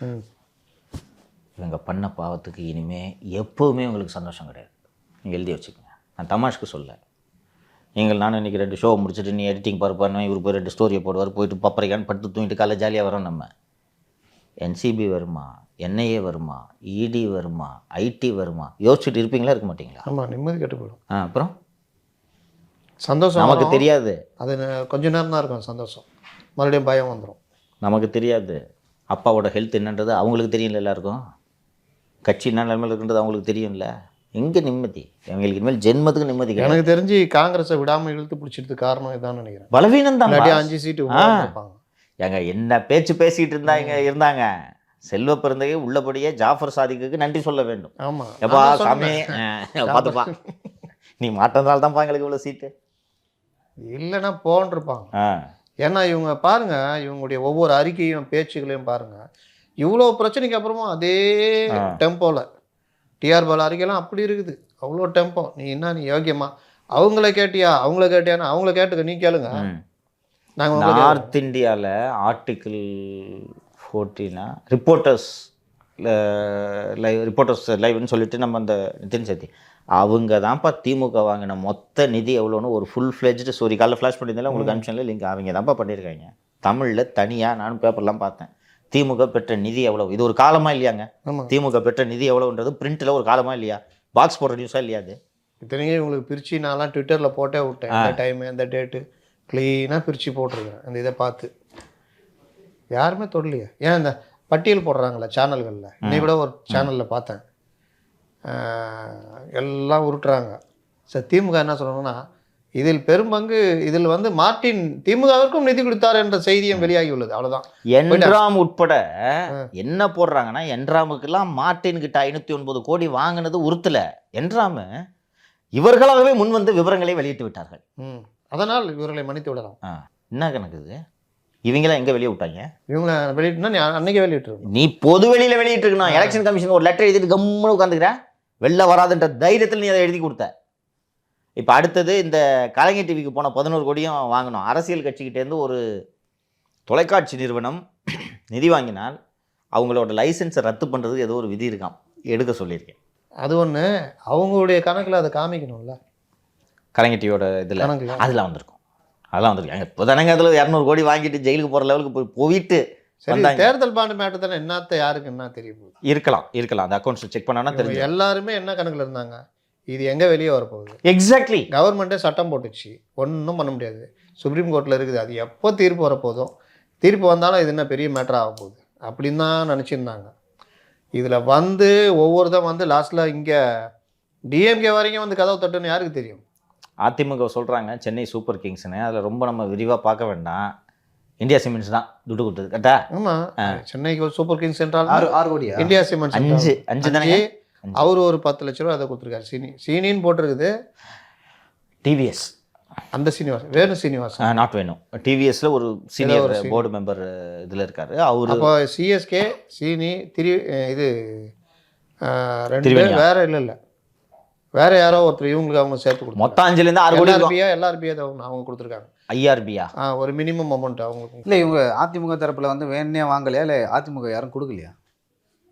வாங்கலன்ட்டு தான் எனக்கு தோணுது. வேணாம் இது வாங்கணும்னு நினச்சா வாங்கிட்டுலாம், மார்ட்டினே கொடுத்துருப்பாரு, அதெல்லாம் மேட்டரே கிடையாது. சரி, இன்னொரு ஆங்கிளில் சொல்லட்டுமா? கான்ட்ராக்டர்கிட்ட கேட்டால் எவ்வளோ துட்டு வேணுமோ கொடுக்க போகிறான். இதுக்கு பேங்க்ல போய் பாண்டு வாங்கிக்கின்னு இதெல்லாம் பண்ணிக்கின்னு இதெல்லாம் தேவையில்லப்பா. ஏப்பா இதெல்லாம் புரியாதுப்பா. சொல்லப்பா, நாளைக்கு தொல்லையா வரும். ஆமாம், பின்னாடி ஏதாவது பிரச்சனையாக போதும். எதுக்கு அதெல்லாம் நீ துட்டு எடுத்துனுவான். அது இன்னொன்று சொல்கிறேன், இவங்க ஒரு லெவல் வரைக்கும் போயிட்டு அப்படியே ஓரளவுக்கு புதுசாக திருடுறோன்னு வச்சிங்களேன், ஓரளவு பயந்து போய் தான் எடுப்பான். இவங்க தான் இதாச்சே, எங்கெங்கே இருக்குதோ எல்லாம் எடுத்துட்டு மூட்டை கட்டிட்டு முடியாது போகிறப்போ பாக்கெட்டில் 200 திணிக்குது, அந்த 200 தூக்கி பாக்கெட்டில் போடுவோம். அந்த புத்தி தான் இவங்களுக்கு ஜாஸ்தி. இவர் மிகைப்படுத்தாமல் சொல்கிறாரு தம்பி, மிகைப்படுத்தாமல் சொல்கிறாரு. நான் சொல்கிறேன், திமுக ஆட்சி வர்ற வரைக்கும் சவுடு மண்ணுக்கு தமிழ்நாட்டில் காசு வாங்கின வரலாறே கிடையாது. விவசாயிகள் எளிமையாக சொல்கிறேன்ப்பா, எளிமையாக சொல்கிறேன். ஆத்து மண்ணுக்கு ஏடிஎம்கேயும் காசு வாங்குச்சு, அது உண்மை. ரைட்டா? ஆரம்பிச்சதே அவங்க தான். சவுடு மண்ணுக்கு காசு வாங்கின வரலாறு தமிழ்நாட்டில் கிடையாது தம்பி. சவுடு மண்ணுக்கெல்லாம் காசு வாங்கினது இவங்க பண்ணது தான்ப்பா. நான் திருப்பி மீண்டும் சொன்ன கதை தான் மீண்டும் சொல்கிறேன். முதல்வரோட மனைவி மினரல் வாட்டர் பாட்டில் விற்றா சோறு திங்கணும். இன்றைக்கி அந்த ஆரம்பித்து அடாவடி, உங்கள்கிட்ட அதிகாரம் இருக்கின்ற அடாவடி தானே ஆரம்பித்து, டாஸ்மாக் பாரில் இந்த தண்ணியை வாங்கணும், டிடிடிசியில் இந்த தண்ணியை வாங்கணும், கவர்மெண்ட் மீட்டிங்கில் இந்த தண்ணியை வாங்கணும்லாம் ஆரம்பிச்சிங்க. இன்றைக்கி சீட்டிங் கம்ப்ளைண்ட் லெவலுக்கு போயிடுச்சாங்க. அதையும் எவனும் பேசலை பார்த்தீங்களா? அந்த 1 கோடி ரூபாய் அந்த தொழிலதிபர் கலையரசன் நினைக்கிறேன் தொழிலதிபர் கொடுத்தாரு. அந்த 1 கோடி ரூபாய் டிஎஸ் மினரல்ஸோட அஃபிஷியல் அக்கௌண்ட்ஸில் போயிருக்கு தம்பி. யார் கம்பெனி அது? எந்த சைடில்? துர்கா ஸ்டாலின் கம்பெனி. எவ்வளோ பெரிய விஷயம். முதல்வரோட பொண்டாட்டி தானே ஏமாத்தினது. டிஎஸ் மினரல்ஸ்லாம் என்ன? துர்கா ஸ்டாலின் அக்கௌண்ட்டில் போயிருக்குங்க, தனிநபர் அக்கௌண்ட்டுக்கு இல்லைங்க. அந்த 1 கோடி ரூபாய் அக்கௌண்ட்டுக்கு போயிருக்கு. அதை எடுத்து செலவு பண்ணிட்டாங்க நாமக்கல் எம்எல்ஏ ராமலிங்கம், அதிலே செந்தில். இன்னொன்று, இது புகாராக டிஜிபிட்ட போய் அங்கங்கே அலக்கழிக்கப்பட்டு இன்னைக்கு வரைக்கும் எஃப்ஐஆர் போடல, சிஎஸ்ஆர் கூட போடல சுத்திட்டு இருக்காங்கப்பா. அவர் கோர்ட்டுக்கு போயிருக்காருல்ல, அவர் கோர்ட்டு இன்னும் போகிறாங்க. அப்போ இது வந்து அஃபிஷியலான ஏன் நியூஸாக போடக்கூடாது? எங்க ஆன் ரெக்கார்டு கம்ப்ளைண்ட் இருக்குங்க, கூப்பிட்டு விசாரிச்சது வரைக்கும் தகவல் இருக்கு, ஒருத்தர் பாதர் பண்ணல. இது என்னென்ன, இந்த குடும்பத்துக்கு பேராசை தான்ப்பா இவ்வளோ சிக்கலுக்கும் காரணம். தண்ணி சொன்னேன்னா அதே மாதிரி ஒரு சில இந்த ஒரு குறிப்பிட்டார், அந்த எஸ்என்ஜே நிறுவனத்தில் மட்டும் தமிழ்நாடு அரசோட டாஸ்மாக் நிறுவனம் 60 முதல் 70% ப்ரொக்யூர்மெண்ட்டை ஒரு நிறுவனம். எஸ்என்ஜே வேறு யாருக்கும் கிடையாது. எஸ்என்ஜேல தான் எல்லாத்தையும் ப்ரொக்யூர் பண்ணணும். மணல் பார்த்தோம், ஏடிஎம்கே பீரியட்லேருந்து தானேப்பா மணல் நடந்துச்சு. ஏடிஎம்கே பீரியடில் அந்த மணல் லாரி உரிமையாளர்கள் பிரச்சனையே பண்ணதில்லை, ஏன்னா அவன் சம்பாரிச்சிட்டு இருந்தான். இவங்க வந்த உடனே அது எதுக்கு மணல் லாரியை வாடகை எடுத்து அதுக்கு வேறு வேஸ்ட்டாக காசு நம்மளே போடுவோம், வாங்க ஒரு 500 அசோக் லைலன் வண்டி வாங்க, இப்படி தான் நடந்துச்சு. அதையும் அவனுக்கும் கொடுக்கல, கட்சிக்காரனு கூட கொடுக்கல. உங்களுக்கு தெரியும், மணல் காசு கூட இல்லாமல் தானே தீபாவளிக்கு இனாம் காசு கொடுத்துட்டு இருந்தார் செந்தில் பாலாஜி. டாஸ்மார்க் 10 ரூபா அதில் யாரும் கொடுக்கறது இல்லை. மூவி டிஸ்ட்ரிபியூஷன், சினிமா, அருமையாக சொன்னேன். சினிமா அந்த இண்டஸ்ட்ரியில் எவனும் பிழைக்கக்கூடாது. இண்டஸ்ட்ரி அப்போ அந்த வேலை தான் பண்ணாங்க. 2006-11 அந்த வேலை தான் பண்ணாங்க. இங்கே நம்ம சேனலுக்கு வர்ற அந்த சின்ன படங்களோட வர்றாங்களா, இன்டர்வியூ கொடுக்குறதுக்கு வராங்களா, வந்துட்டு கேளு, தேட்டர் கிடைக்கல சார், படம் நல்லா இருக்குது, தேட்டர் கிடைக்கு சார், தேட்டர் கிடச்சிருந்தா இன்னும் 4 ஓடி இருக்கும் சார், ரொம்ப ட்ரை பண்ணோம், தேட்டர் இல்லை சார், எல்லாரும் சொல்கிற கதை கேளு. அந்த சின்ன படமாக இருந்தாலும் அதை ரெட் ஜெயண்ட் வாங்கினா தேட்டர் கிடைக்கும். ஒரு மனுஷனுக்கு இவ்வளோ பேராசை ஆகுமான்னு சொல்லுங்கள். எவ்வளோ பார்த்திங்க போகிறீங்க? இப்போ சொன்னீங்கல்ல நீங்கள் நிம்மதி இருக்க மாட்டேன், இவ்வளோ பண்ணி வச்சுட்டு உனக்கு ஏதுப்பா நிம்மதி? எப்படி வரும் நிம்மதி உனக்கு? இன்றைக்கி யோக்கிய மாதிரி பேசுனீங்க, இன்றைக்கி எலக்ட்ரல் பாண்டில் சந்தி சிரிச்சிச்சு உங்கள் நிலைமை. லாட்ரி விற்கவன்ட்ட ஃப்ராடுத்தனம் பண்ணுறவன்ட்ட 509 கோடி வாங்கி இதில் தான தர்மம் வேறு, சிபிஐக்கு ஒரு 25, சிபிஎம்க்கு ஒரு 25, இதை தான் கொடுத்தான்றீங்களா? அப்போ சரி, வேறு எந்த காசு? அவங்க தான் கட்சி நிதி துண்டு ஏந்தி வருவார்கள் தோழர்கள் சொல்லிட்டு வாங்கி கூட்டத்தில், ஞாபகம் இருக்கா திமுக கூட்டத்திலலாம் நீங்கள் பார்த்துருக்கீங்களா? தோழர்களே இப்போ சொல்லுவாங்க, அப்போவும் தோழர்கள்னு சொல்லுவாங்க, நம்ம கூட்டத்தில் கூட்ட செலவுக்காக துண்டேந்தி வருவார்கள் கழக கண்மணிகள், நீங்கள் எதாவது போடுங்கன்னா அவங்க அந்த துண்டை இப்படி தோளில் போட்டுக்கிட்டு இப்படியே வருவாங்க, எல்லாம் போடுவாங்க, அந்த பணத்தை எண்ணி சொல்லுவாங்க 400 500. இவ்வளோ கரெக்ட் ஆகிருக்கு இந்த கூட்டத்துக்கு. அப்போ துண்டு, இப்போ தேர்தல் பத்திரம். இல்லை தேர்தல் பத்திரமா? இப்போ பொதுக்கூட்டம்லாம் என்ன சாதாரணமாக நடத்துகிறாங்க, காசு என்ன விளையாடுது. இன்னொரு விஷயம் நம்ம மறந்துட்டோம், ஞாபகம் இருக்கா? நான் இது ஒரு 5-6 வருஷமாகவே யோசிச்சுட்டு இருக்கேன். கலைஞருக்கு இந்த தேர்தல்னு வந்துச்சுன்னா தேர்தல் நிதி தரேன்னு பொதுக்கூட்ட போட ஆரம்பிச்சிருவாங்க. ஆமாம், அங்கங்கே நிதி வாங்குவாங்க கண்டிப்பாக. மாவட்ட செயலாளர் எல்லாரையும் இவ்வளோ வந்து கொடுத்தா கூப்பிட்டு ஆக்சுவலாக அது எப்படின்னா எல்லா மாவட்ட செயலையும் வந்து கூட்டம் நடத்துங்க அப்படின்னு சொல்லுவார். ஒவ்வொரு மாவட்ட செயலாளரும் வந்து கலைஞர் வந்து கொடுப்பாங்க. வருவார். இத்தனை கோடி இதில் கொடுத்தாங்க. மாவட்ட செயலாளருக்குள்ள போட்டி, நம்ம மாவட்டம் அதிகம் வசூல் பண்ணி கொடுக்கணும்னு சொல்லிட்டு கொடுப்பாங்க. கொடுத்த உடனே நிதி தாரி, தேர்தல் நிதி தாரின்னு அழகாக சொல்லுவார். அண்டு முத்தலீஃபுக்கு ஞாபகம் இருக்கா இல்லையான்னு தெரியல, திமுகவோட இந்த 30 விழா இது போன்ற மாநாடுகள் நடக்கும்போது கடைசி நாள் தலைவர்கள் பேசுவாங்கல்ல, டிக்கெட் போட்டுருவாங்கப்பா. டிக்கெட் போடுவாங்க. அதை டிக்கெட்டுன்னு சொல்ல மாட்டாங்க, நன்கொடை 10 ரூபாய் 5 ரூபாய் இப்படின்னு வாங்குவாங்க. திமுககாரன் துட்டை கொடுத்து போய் வாங்குவான், போவான் 10 ரூபா கொடுத்து போவான். அப்போல்லாம் வைகோ பேசுறதுக்கு டிக்கெட் நல்லா விற்கும். நான் சொல்கிறது பிஃபோர் 90s 93க்கெல்லாம் முன்னாடி விற்கும். அப்படி வாங்கிட்டு இருந்தாங்க. கடந்த ஒரு 5-6 வருஷமாக நிதின்ற வார்த்தையே வரல இவங்க கிட்ட. இப்போ தெரியும் இளைஞரணி மாநாட்டுக்கு மட்டும் வாங்கினாங்க 1 கோடி ரூபா ஒவ்வொரு வசூல் பண்ணாங்களா? ஆமாம் வாங்கினாங்க. இன்னொன்று நல்லா கவனிச்சிங்கன்னா, இந்த தண்ணி இந்த பிஸ்னஸ்லாம் கையிலே வச்சுருக்காங்கன்னு சொன்னேன். நிதியும் எவங்கிட்டையும் போகக்கூடாதுன்னு குடும்பத்தில் அத்தனை பேருக்கு நிதின்னு பேர். ஆமாம், அருள்நிதி, இன்ப யாரும் வேற நிதின்னு பேர் வச்சிருக்கூடாது. அருள்நிதி பாவங்க, அவர் வாட்டில் ஒரு வாரமாக இருக்கார். இந்த மற்ற நிதிகள் தான் பிரச்சனை. இது வேற எதுவும் பாண்டில் எதுவும் சொல்கிறதுக்கா? இது என்னென்னா யாருக்கும் வெட்கமில்லைன்றது தான் சொல்லணும். திரிணாமுல் காங்கிரஸ் அந்தம்மா பிஜேபி எப்படி எதிர்த்துக்கிட்டு இருக்குன்ட்டு நினச்சோம். 2வது அதிக நிதி வசூல் பண்ண கட்சி அந்த கட்சி இருக்குது. அண்டு சைலண்ட் அடி ஒருத்தருக்கிறார் பார்த்தீங்களா? யார்? ஒடிசா 775 கோடி. யாருக்கும் பகை இல்லை, யாருக்கும் உறவில்லை, ஆனால் சைலண்ட் அடி. அவருக்கு அதிக நிதியை கொடுத்தது திரிவேணியாக இருக்கும். ஆமாம், டிஎம்கேக்கு திரிவேணி கொடுத்துரு. அது என்ன திரிவேணி? நம்ம ஊர் கம்பெனிங்க. இன்னொன்று ஐஆர்பியா என்ன கம்பெனி? ஐஆர்பி தான். அவன் கொடுத்தவொன்னே 12 கோடி ரூபா 15 கோடி ரூபா பெரிய ரோடு கான்ட்ராக்ட் ஒன்று. அது இன்ஃப்ராஸ்ட்ரக்சர் கம்பெனி தான். ஐஆர்பி இன்ஃப்ராஸ்ட்ரக்சர் கம்பெனி தான். திரிவேணி வந்து ஈரோடு கம்பெனிங்க. ஏடிஎம்கே. அதுவும் குறிப்பாக அந்த கம்பெனியோட வளர்ச்சி 2011க்கு பிறகு. சிறுவாணி வாட்டர் வச்சு இந்த இதெல்லாம் இது பண்ணாங்களா அவங்களா? இல்லை, இவங்க ஃபுல் அண்ட் ஃபுல் மைனிங். லைக்காவில் வந்து மைனிங் லைசன்ஸ் வாங்கியிருக்குன்னு வாங்கினாங்கல்ல, அந்த மாதிரி கம்பெனி இது. அது ஒடிசாவில் இருக்குது. ஒடிசாவில் இருக்குது. ஒடிசாவில் ஃபுல்லாக மைனிங்கில் திரிவேணி எர்த் மூவர்ஸ் ஆக்சுவலி அந்த கம்பெனி. அதை வச்சு தானே ஏமாத்தினாங்க முத்துக்குமரன். ஜிகேஎம் குமரன். திருவேலி எர்த் மூவர்ஸ்ன்ற கம்பெனி. அது பெரிய நிறுவனமாக அது மாறிவிட்டது. And they're well connected. Odisha government அந்த நிறுவனத்தோட பாக்கெட்டில். அவ்வளோதான், புரிஞ்சுக்க.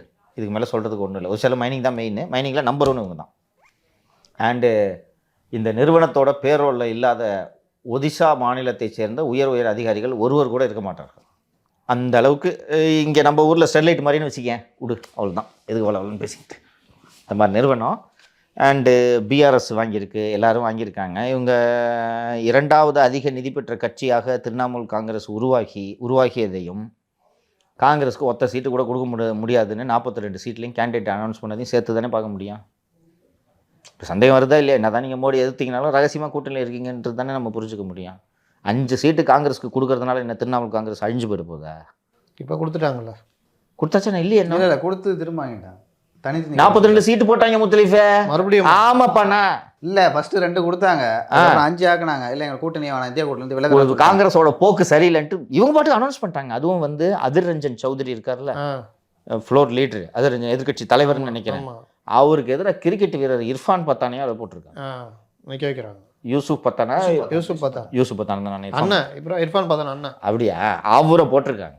இதெல்லாம் பார்க்கும்போது வேணுக்குன்னு பண்ணுறது. அப்போ நீங்கள் 2வது அதிகமான நன்கொடை வாங்கின கட்சியாக நீங்கள் இருக்கும்போது அவர்கள் எந்த உறவில், இப்போ திரிணாமுல் காங்கிரஸுக்கும் பிஜேபிக்கும் என்ன உறவோ அதே போலத்தான் திமுகவுக்கும் பிஜேபிக்குமான உறவுன்னு தானே நம்ம புரிஞ்சு கொள்ள முடியும். நீ 500 சில்லற கோடி வாங்கிட்டு அங்கேயும் வாங்கிட்டு உங்கள் 2 பேருக்கு இணைப்பு பாலமாக மாற்றிட்டு இருக்கும்போது ஏங்க இருக்க மாட்டாங்க. எடப்பாடி பழனிசாமி நீ ஏன் அவரை கேள்வி கேட்கலன்னு இவங்க எந்த தைரியத்தில் இவங்க கேட்குறாங்க? எந்த தார்மீகம் இருக்குது இவங்க கேட்கறதுக்கு? வாயை திறக்க கூடாதுங்க அவங்க. பாவ காசு பார்த்து எனக்கெல்லாம் நான் தான் நேற்று தான் பேசும்போது சொன்னேன்ல, எங்கள் ஆஃபீஸில் இதெல்லாம் வாங்குவாங்க. நிறைய பேர் மொத்த காசு தூக்கி இதில் வாங்குவானுங்களா? இன்றைக்கும் அழிஞ்சிட்டு இருக்காங்க. இன்றைக்கும் இவங்களே தான் 2 நம்பர் லாட்ரி 3 நம்பர் லாட்ரி இப்போவும் நடந்துகிட்டு இருக்குது. போலீஸ் எல்லாம் என்ன பண்ணுது? எடுத்து போனால் கூட நம்ம சேனலில் போடலாம். அவ்வளோ நடக்குது.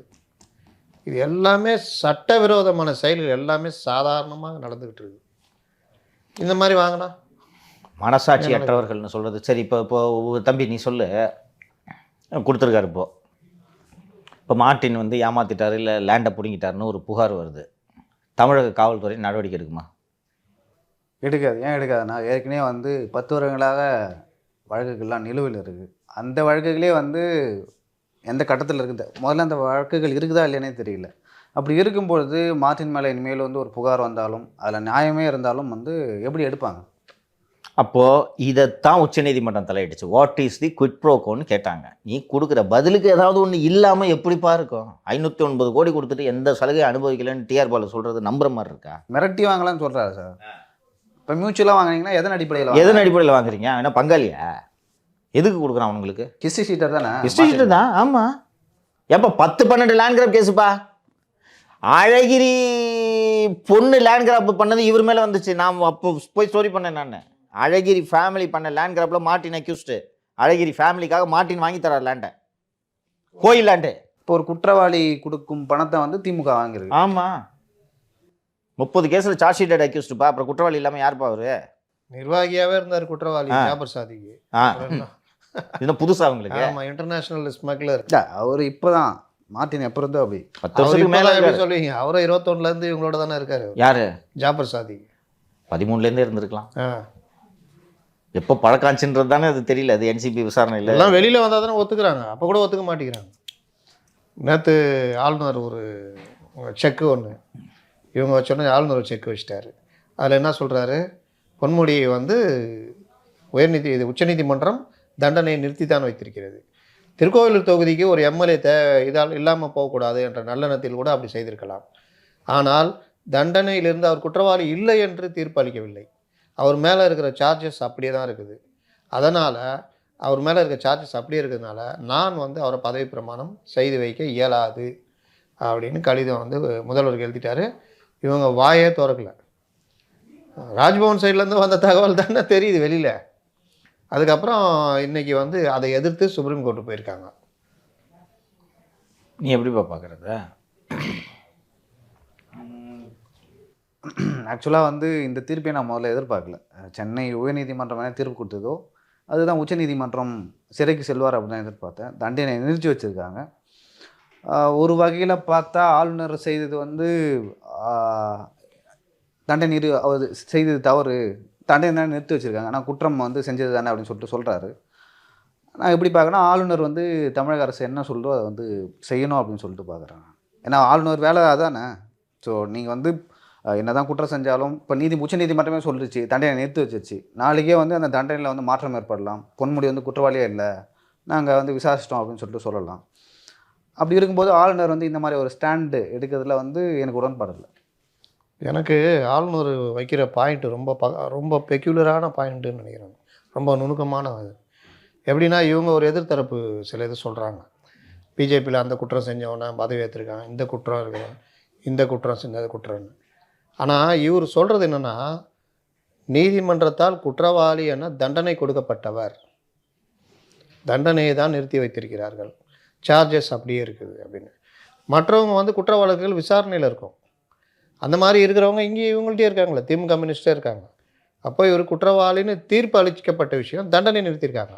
தண்டனை நிறுத்தினது எம்எல்ஏ எடுத்துக்கு முடிஞ்சு போச்சு.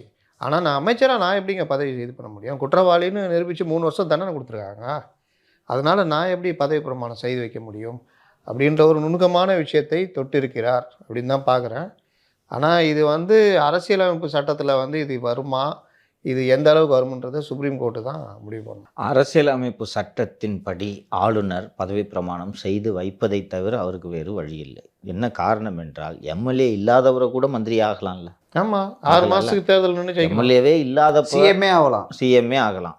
ஏற்கனவே ஆயிருக்காங்க. ஜெயலலிதா, ஜோதி பாசு, மம்தா பானர்ஜி ஒரு தேர்தலில் சிஎம் ஆகிட்டு அதுக்கப்புறம் எலெக்ஷன் நின்று சிஎம் ஜோதி பாசு, அண்ணாதுரை தென் சென்னை எம்பி 67ல் டிஎம்கே ஜெயிச்சப்போ அண்ணாதுரை தென் சென்னை எம்பி அசம்பிளி எலெக்ஷன் நிற்கல தென் சென்னை எம்பியாக ஜெயிச்சுட்டு போயிட்டார். இங்கே ஜெயிப்பாங்கன்னு எதிர்பார்க்கல அவர். இங்கே ஜெயிச்சிட்டாங்க, ரிசைன் பண்ணிவிட்டு. அப்போ தான் ஃபஸ்ட் டைம் முரசொலி மாறன் தென் சென்னைக்கு எம்பியாக வாரிசு அரசியல் அப்போ தான் புகுத்தப்படுகிறது. இவர் வந்து இங்கே மறுபடியும் நின்று எம்எல்சியாகவே தான் உள்ளே வந்தார். எம்எல்ஏ இல்லை, எம்எல்சியாக தான் வந்தார். அது ஒரு பார்ட்டு. ஜோதி பாசுக்கு இதே மாதிரி நடந்திருக்குது. 6 மாதம்குள்ளே தேர்தல் நடத்தி தேர்தல் நின்று ஜெயிக்க. ஜானகி, நம்ம ஊரில் ஜானகி ராமச்சந்திரன், ஆமாம், அவங்க ஜோதி பாசுக்கு ஒரு ட்ரபிள் பண்ணாங்க. எப்படின்னா சீட்டை காலி பண்ணாமல் தேர்தலில் நிற்க விடாமல் பண்ணாங்க 6 மாதம் நெருக்கத்தில். வேகா ஞாபகம் இருக்கு எனக்கு அது. அப்போ என்ன பண்ணாங்க, சட்ட நிபுணர் இது பண்ணோன்னா இன்னைக்கு ராஜினாமா பண்ணி நாளைக்கு மறுபடியும் பதவி ஏற்றுங்க, மறுபடியும் ஒரு 6 மாதம் எக்ஸ்டெண்ட் ஆகும் ஆமாம் ஆமாம் அப்படின்னு இது பண்ணுற டைமில் அப்போ ஏதோ ஒரு ஏற்பாடு நடந்துச்சுன்னு நினைக்கிறேன். தேர்தல் அறிவிச்சு நின்ட்டார்னு நினைக்கிறேன். அது நடைமுறை தேர்தலில். இந்த செந்தில் பாலாஜி அமைச்சராக நீடிக்கக்கூடாது அப்படின்றது தொடர்பாக ஒரு பொதுநல வழக்கு தொடரப்பட்டு சென்னை உயர்நீதிமன்ற தலைமை நீதிபதி அமர்வு ஒரு தீர்ப்பு கொடுத்தாங்கல்ல. முன்னோர்கள் இது போன்ற வசதிகளை அமைச்சர் இல்லாமலும் அது இலாக்கா இல்லாத அமைச்சராக நீடிப்பதற்கான வசதியை முன்னோர்கள் இந்த காரணத்துக்காக ஏற்படுத்தவில்லை. அவங்க ஒரு ஸ்டாப் கேப் அரேஞ்ச்மெண்ட்டாக ஒரு அவசர தேவை கருதி உருவாக்கிய ஒரு வசதியை குற்றவாளியாக இருக்கும் நபரை பாதுகாப்பதற்காக பயன்படுத்துறதை பார்க்கும்போது எங்களுக்கு வருத்தம் மேலிடுகிறது. இது தவறு என்பது எங்களுக்கு தெரிந்தாலும் இவரை அமைச்சராக வைக்கக்கூடாதுன்னு உத்தரவு போட சட்டத்தில் எங்களுக்கு அதிகாரம் இல்லைன்னு தான் சொன்னாங்க. அது ஒரு பானை சோற்றுக்கு ஒரு சோறு. அது இது indication. And mister Ponmudi is not completely exonerated அப்படின்றது ஊருக்கே தெரியும். அவர் மீதான குற்றச்சாட்டுகளை ஒரு விசாரணை நீதிமன்றம் விடுதலை செய்கிறது. அதற்கு பிறகு உயர்நீதிமன்றம் அப்பீலேட்டு கோர்ட்டு இல்லை இவர் கான்விக்ட்னு சொல்லிடுது. அதுக்கு பிறகு உச்சநீதிமன்றத்துக்கு போகும்போது உச்சநீதிமன்றம் என்ன சொல்லுதுன்னா, இவங்க ஆர்கியூ பண்ணுறதுல ஒரு முக்கியமான பாயிண்ட் இருக்குன்றதை நாங்கள் ஏற்றுக்கிறோம். அந்த முக்கியமான பாயிண்ட்டு சரியாக தவறன்றதை விசாரித்து முடிக்கிறதுக்கு இன்னொரு 5 வருஷம் ஆகும். ஆனால் நாங்கள் 5 வருஷம் விசாரிக்கிற வரைக்கும் இவர் தனது எம்எல்ஏ பதவியை இழக்கிறார், அது அவசியமில்லை என்று நாங்கள் கருதுவதால் இந்த வழக்கில் கன்விக்ஷனையும் சேர்த்து ஸ்டே பண்ணுறோம், அவர் எம்எல்ஏவாக தொடரட்டும்னு சொல்லிட்டாரு. நான் ஏற்கனவே சொன்ன மாதிரி அரசியலமைப்பு சாசனத்தில் கவர்னருக்கு டிஸ்கிரிப்ஷன் இல்லைனாலும் இவர் டிஸ்கிரிப்ஷன் இருக்குன்னு நினச்சிட்டு பண்ணுறாரு. என்ன பண்ண முடியும்? சரி, நீங்கள் சொல்கிற வாதத்துக்கு வர்றேன். அவங்க சொன்ன வாதெல்லாம் பாருங்கள், எம்எல்ஏவாக இருக்கக்கூடாது அப்படின்றதுக்காக அவர் எம்எல்ஏ இருக்கட்டும்னு சொல்ல தண்டனை நிறுத்தி வைக்கிறேன்னு சொல்கிறாங்க. ஆனால் இவர் தண்டிக்கப்பட்டவர் தான். தண்டனையை நிறுத்தி வச்சுருக்காங்க. தண்டிக்கப்பட்டவர்ல குற்றம் சாட்டப்பட்டவர், குற்றம் நிரூபிக்கப்பட்டது அப்படின்னு சொல்லிட்டு 3 வருஷம் தண்டனை. தண்டிக்கப்பட்டவர் நிறுத்தி வச்சிருக்காங்க. 3 வருஷம் தண்டிக்கப்பட்டவர் தானே. குற்றத்தை நிறுத்தி வைத்திருக்கிறார்கள். நீங்கள் நிறுத்தி வைத்த காரணத்துக்கு எம்எல்ஏ பதவி அவர் கொடுக்கலாம், அது ஓகே. ஆனால் அமைச்சராக அவர் பதவி பிரமாணம் செய்து வைக்கிறது தார்மீக அடிப்படையில் முடியாது அப்படின்னு கவர்னர் மறுக்கிறாரு. செந்தில் பாலாஜிக்கும் மற்றவங்களுக்கும் நீங்கள் அந்த விஷயத்தை நீங்கள் கொண்டு போக முடியாது. இல்லை, அது வழக்கு, அதை பொருத்த முடியாது. இவங்க சொல்கிற மாதிரி பிஜேபி ஆட்களையும் சொல்ல முடியாது. ஏன்னா யாரும் இந்திய தண்டனை சட்டத்தில் நீங்கள் தண்டிக்கப்பட்டீங்கன்னா நீங்கள் அமைச்சராகவோ எம்எல்ஏ கூட இருக்க முடியாது. அப்போ இது ஒரு மாதிரியாக தான் நான் சொல்கிறேன், ஒரு மாதிரி இப்படி இல்லாமல் அப்படி இல்லாமல் இருக்குது. அவர் ஒன்றும் கேட்காமலாம் பண்ண மாட்டார். சட்ட டெல்லிக்கு போய் சட்ட ஆலோசனை எல்லாம் பண்ண போயிட்டு தான் இந்த இதை சொல்கிறாரு. போகிறதுக்கு வாய் திறக்கல. அப்போ ஏதோ இருக்கிறது அப்படின்னு தான் நானும் பார்க்குறேன். நீ என்ன பார்த்த சொல்லுவீங்க? இல்லை, சார் சொன்னார் பேசும்பொழுது எம்எல்ஏவாக தொடரலாம், அமைச்சராக தொடர வேணாம் அப்படின்னு சொல்லிட்டு.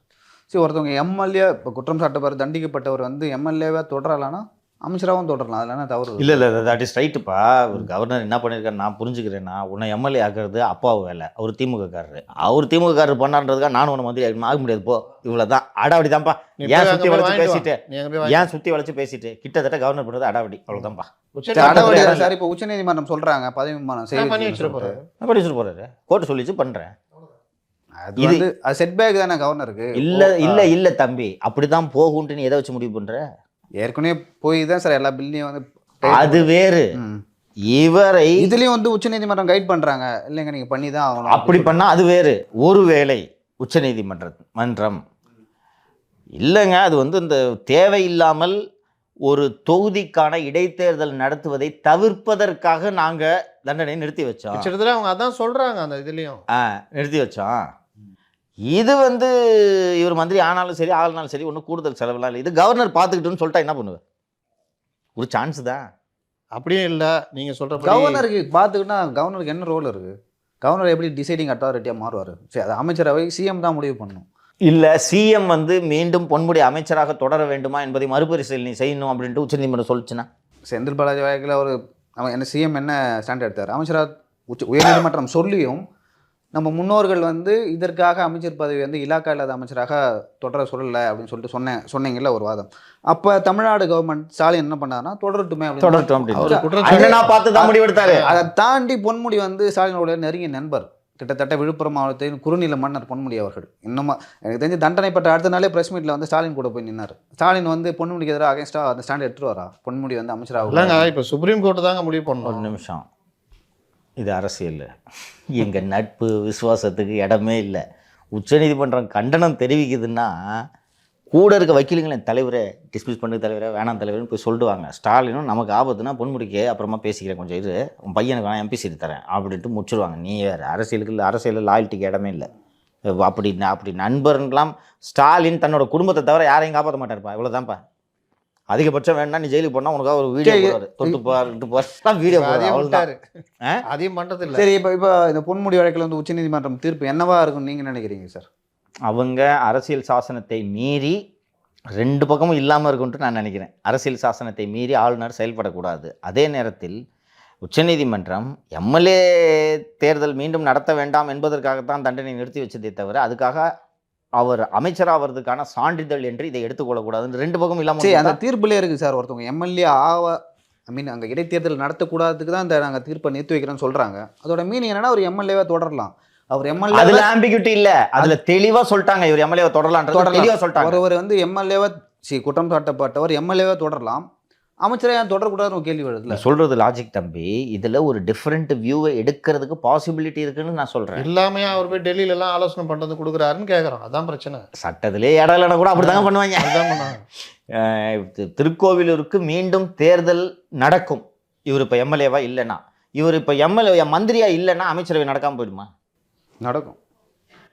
இதை காரணம் வச்சு நடுவில் ஒரு ஒப்பீனியன் சொல்றதுக்கு பாசிபிலிட்டி இருக்கு. இல்லை, இப்படியும் சொல்லலாம். அவர் வந்து பதவி பிரமாணம் செய்து அவர் அமைச்சராக தொடரல, பிரச்சனை இல்லை. ஆனால் முதல்வர் இவர் வந்து ஒரு அமைச்சராக வச்சிருக்கணுமான்றத பரிசீலனை மறுபரிசீலனை ஏதாவது ஒன்று வரும். என்ன வந்தாலும் ஒரு மைல்கல் தீர்ப்பு தான் இது. இது ஒரு நுணுக்கமான விஷயம். இது லா செட்டில் ஆகட்டும். ஆமாம், செட்டில் ஆகட்டும். நான் யாரும் பண்ண முடியாது. ஏன்னா சுப்ரீம் கோர்ட்டு இந்த கிரிமினல்ஸின் பாலிடிக்ஸை வந்து ரொம்ப சீரியஸாக பார்த்து மீண்டும் மீண்டும் எம்எல்ஏ எம்பி வழக்க இது முன்னுதாரணமாக மாறுங்க. 10 வருஷம் கழிச்சு இதே மாதிரி பிரச்சனை வரும்போது இந்த ஸ்டேவை கொடுத்தது 2 மெம்பர் பெஞ்சு தானே, இதை 3 மெம்பர் பெஞ்சுக்கு அனுப்புன்னு சுப்ரீம் கோர்ட் அனுப்பிச்சுன்னா அதையும் எடுத்து பொன்முடிக்கு கொடுத்த தண்டனை நிறுத்தி வச்சது தப்பு அப்படி சொன்னா என்ன பண்ணுவேன்? ஜெயிலுக்கு போக வேண்டியது. இப்போ இவ்வளோ நாள் இது நடக்கிறதுக்கு காரணம் சென்டென்ஸு சஸ்பெண்ட் பண்ணுது. ஏங்க ஒருவேளை இப்படி நடந்துச்சுன்னா அதையும் சேர்த்து ரிவ்யூ பண்ணலாம், 3 மெம்பர் பெஞ்சுக்கு போடுங்கன்னு போடுனா முடிஞ்சதுக்காக. அப்படி நடந்துச்சுன்னா செம்ம தமாசா இருக்காது, ஜாலி சொல்ல முடியாது. இவங்க வேலையை இந்த மாதிரி போய் ஏதாவது வாங்கிட்டு வரது தானே. இது கான்ஸ்டியூஷனல் இஷ்யூ. அண்ட் நமக்கே தெரியுது, கவர்னர் சட்டப்படி பதவி பிரமாணம் செய்து வைத்தே தீர வேண்டும். அவர் புது இன்டர்பிரேஷன் எடுக்கிறார். கோர்ட்டு அவரை கம்ப்ளீட்டாக எக்ஸான்ரேட் பண்ணி. இதற்கு முன்னாடி இப்படி நடக்கல, அது பாருங்க.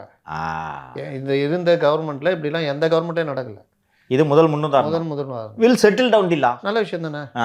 நாளைக்கு இதே மாதிரி இருக்கும் போது முடிஞ்சிச்சு. ஏற்கனவே சுப்ரீம் கோர்ட் ஆர்டர் இப்படி இருக்கு, அதனால அவர் குற்றவாளின்னு இல்லை இருந்தாலும் தண்டனை நிறுத்தி வச்சா அமைச்சர் பதவி பிரமாணமும் கவர்னர் செஞ்சு. ஏன்னா இது ரேராக தான் நடக்கும். ஏன்னா ஒன்ஸ் இந்த கன்விக்ஷன் வந்தாலே டிஸ்குவாலிஃபை அப்படியே போயிடுவாங்க இல்லையா. பெரும்பாலும் வந்து எந்த கோர்ட்டும் சென்டென்ஸை சஸ்பெண்ட் பண்ணுவாங்க, கன்விக்ஷனை சஸ்பெண்ட் பண்ணதே கிடையாது.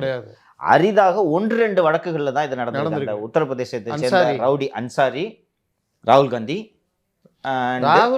வந்து அக்யூட் இல்லை இல்லை கன்விக்ஷன் தண்டனையை ரத்து பண்ணாங்க, நிறுத்தி தான் வச்சிருக்காங்க. கன்விக்ஷனை ஸ்டே பண்ணிட்டாங்க. கன்விக்ஷன் ஸ்டே பண்ணாங்க. சுப்ரீம் கோர்ட் ஸ்டே பண்ணி தான் ரெஸ்டோர் ஆகுறாரு. ஸோ இது கிட்டத்தட்ட இப்போ நம்ம ஹிஸ்ட்ரியிலே இது ஒரு 3வது வழக்கு அல்லது 4வது வழக்கு, ஒரு 6 வழக்குக்குள்ளே தான் இருக்கும். ஸோ இதை எடுத்துக்கலாம். ஸோ இப்போ புதுசாக ஒரு சிச்சுவேஷன் உருவாகி இருக்கிறது. அதாவது ஒருத்தரோட கன்விக்ஷனை ஸ்டே பண்ணி எம்எல்ஏவாக ரிஸ்டோர் பண்ணின பிறகு அவர் அமைச்சராக நீடிக்கலாமா இல்லையான்றதை பார்க்கணும். வரலாற்றில் இதே போல் 75 நடந்திருக்கு. ராஜநாராயண் தொடர்ந்த வழக்கில் இந்திரா காந்தியின் தேர்தல் செல்லாது என்று உத்தரவிட்ட பிறகு கோடைக்கால விடுமுறை அமர்வில் இந்த தீர்ப்புக்கு தடை விதிக்க வேண்டும் என்று இந்திரா காந்தி செல்லும்போது நீதிபதி திரு கிருஷ்ணய்யர் தலைமையிலான அமர்வு என்று நினைவு. அவர் எம்பி, ஆனால் எம்பி அவருக்கான சம்பளம் வாங்கக்கூடாது, ஓட்டு போடக்கூடாது. எப்படி புரியுதா? அந்த ஜட்ஜ்மெண்ட்டு ரிவர்ஸ் பண்ணக்கூடிய ஜட்ஜ்மெண்ட்டுன்றதை நாங்கள் ஒத்துக்கிறோம். அந்த ஜட்ஜ்மெண்ட்டு ரிவர்ஸ் பண்ணக்கூடிய ஜட்ஜ்மெண்ட்டுன்றதுனால அது கம்ப்ளீட்டாக ரிவர்ஸ் ஆகிறது வரைக்கும் இவர் ஏன் எம்பியாக இல்லாமல் தொடரக்கூடாது? அதனால் இவர் எம்பியாக இருக்கலாம். அதே நேரத்தில் வேறு சலுகைகள், உரிமை, நாளை ஒருவேளை இவர் எம்பி ஆனது தப்புன்னு முடிவாயிடுச்சுன்னா இவ்வளோ நாள் இவர் வாங்குகிற சம்பளம் தெண்ட சம்பளம். அதனால் எம்பிக்கான சம்பளம் இவருக்கு கிடையாது, உரிமைகளும் கிடையாது, வாக்களிக்க கூடாது, ஓட்டு போடக்கூடாது, ஆஸ் எம்பி ஓட்டு போடக்கூடாது அப்படின்னு இப்படி ஒரு தீர்ப்பு வந்துச்சு. அது வந்து புது சுச்சுவேஷன் தானே, இது யூனிக் சுச்சுவேஷன். அது மாதிரி இப்போ இது ஒரு யூனிக் சுச்சுவேஷனாக இருக்கலாம். Court will give a better interpretation. பொன்முடியோட அப்பீலையும் சேர்த்து 3 மெம்பர் பெஞ்சுக்கு போடுறேன்னாங்கன்னா, இன்னொன்று கவர்னர் டெல்லி போயிட்டு வர்றாரு, சட்ட ஆலோசகர்லாம் ஆலோசிச்சிருப்பாங்க, அவங்களுக்கும் தெரியாது அது சுப்ரீம் கோர்ட்டு போவாங்க. ஆமாம், அதனால் ஏதோ இருக்குது. இதை ஒரு ரெஃபர் பண்ணி இந்த இஷ்யூவில் லா செட்டில் ஆகும்னு நினைக்கிறேன். இன்னைக்கு இது கிரே ஏரியா தான், நான் சொல்லிடுறேன். இதை பண்ணணும், இது ஒரு தெளிவு கிடைக்கும். இனிமேல் இது மாதிரி நிறைய விஷயங்கள் வரும். ஆமாம், இல்லையா? அதிகமாக வரும். திமுக 5-6 பேர் வந்தாலும் வரும். விடுங்க விடுங்க விடுங்க விடுங்க. சரிங்க சார், பொறுத்து வந்து பார்க்கலாம். குறிப்பாக இந்த தீர்ப்பில் வந்து எந்த மாதிரியான ஒரு கிளாரிட்டியை வந்து உச்சநீதிமன்றம் கொடுக்குதுன்னு தொடர்ந்து அரசியல் நாம் பேசலாம். ரொம்ப நன்றி. சரி, நான் முடிக்கிறதுக்கு முன்னாடி நேயர்களுக்கு ஒரு அப்பீல் வைக்கணும்னு நினைக்கிறேன், வச்சிடுறேன். நம்ம அந்த நேற்றைக்கு முன்தினம் என்று நினைவு அந்த நம்மளோட அந்த அரசியல் அரட்டை லைவ் நிகழ்ச்சியை 20,000 பேர் ஒரே நேரத்தில் லைவு பார்த்தாங்க. நேயர்களோட ஆதரவு நமக்கு நிறைய இருக்கிறது. நான் வந்து இந்த நேயர்களை பார்த்து லைக் பண்ணுங்கள், சப்ஸ்கிரைப் பண்ணுங்கள் அப்படின்ட்டுலாம் நான் நார்மலாக சொல்கிறதில்ல பிடிச்சிருந்தா பண்ணுவாங்கன்னு. நேற்று ஒரு நண்பர் கூப்பிட்டு சொன்னார், பிரைம் மினிஸ்டர் அவர் யூடியூப் சேனலுக்கு சப்ஸ்கிரைப் பண்ணுங்கன்னு கேட்குறாரு. நீங்கள் என்ன பிரைம் மினிஸ்டரோட பெரியால? சொல்லுங்கய்யா, நல்லா பண்ணுறீங்க, இன்னும் 4 பேருக்கு போய் ரீச் ஆகட்டும் அப்படின்னு சொல்லிட்டு சொன்னார்.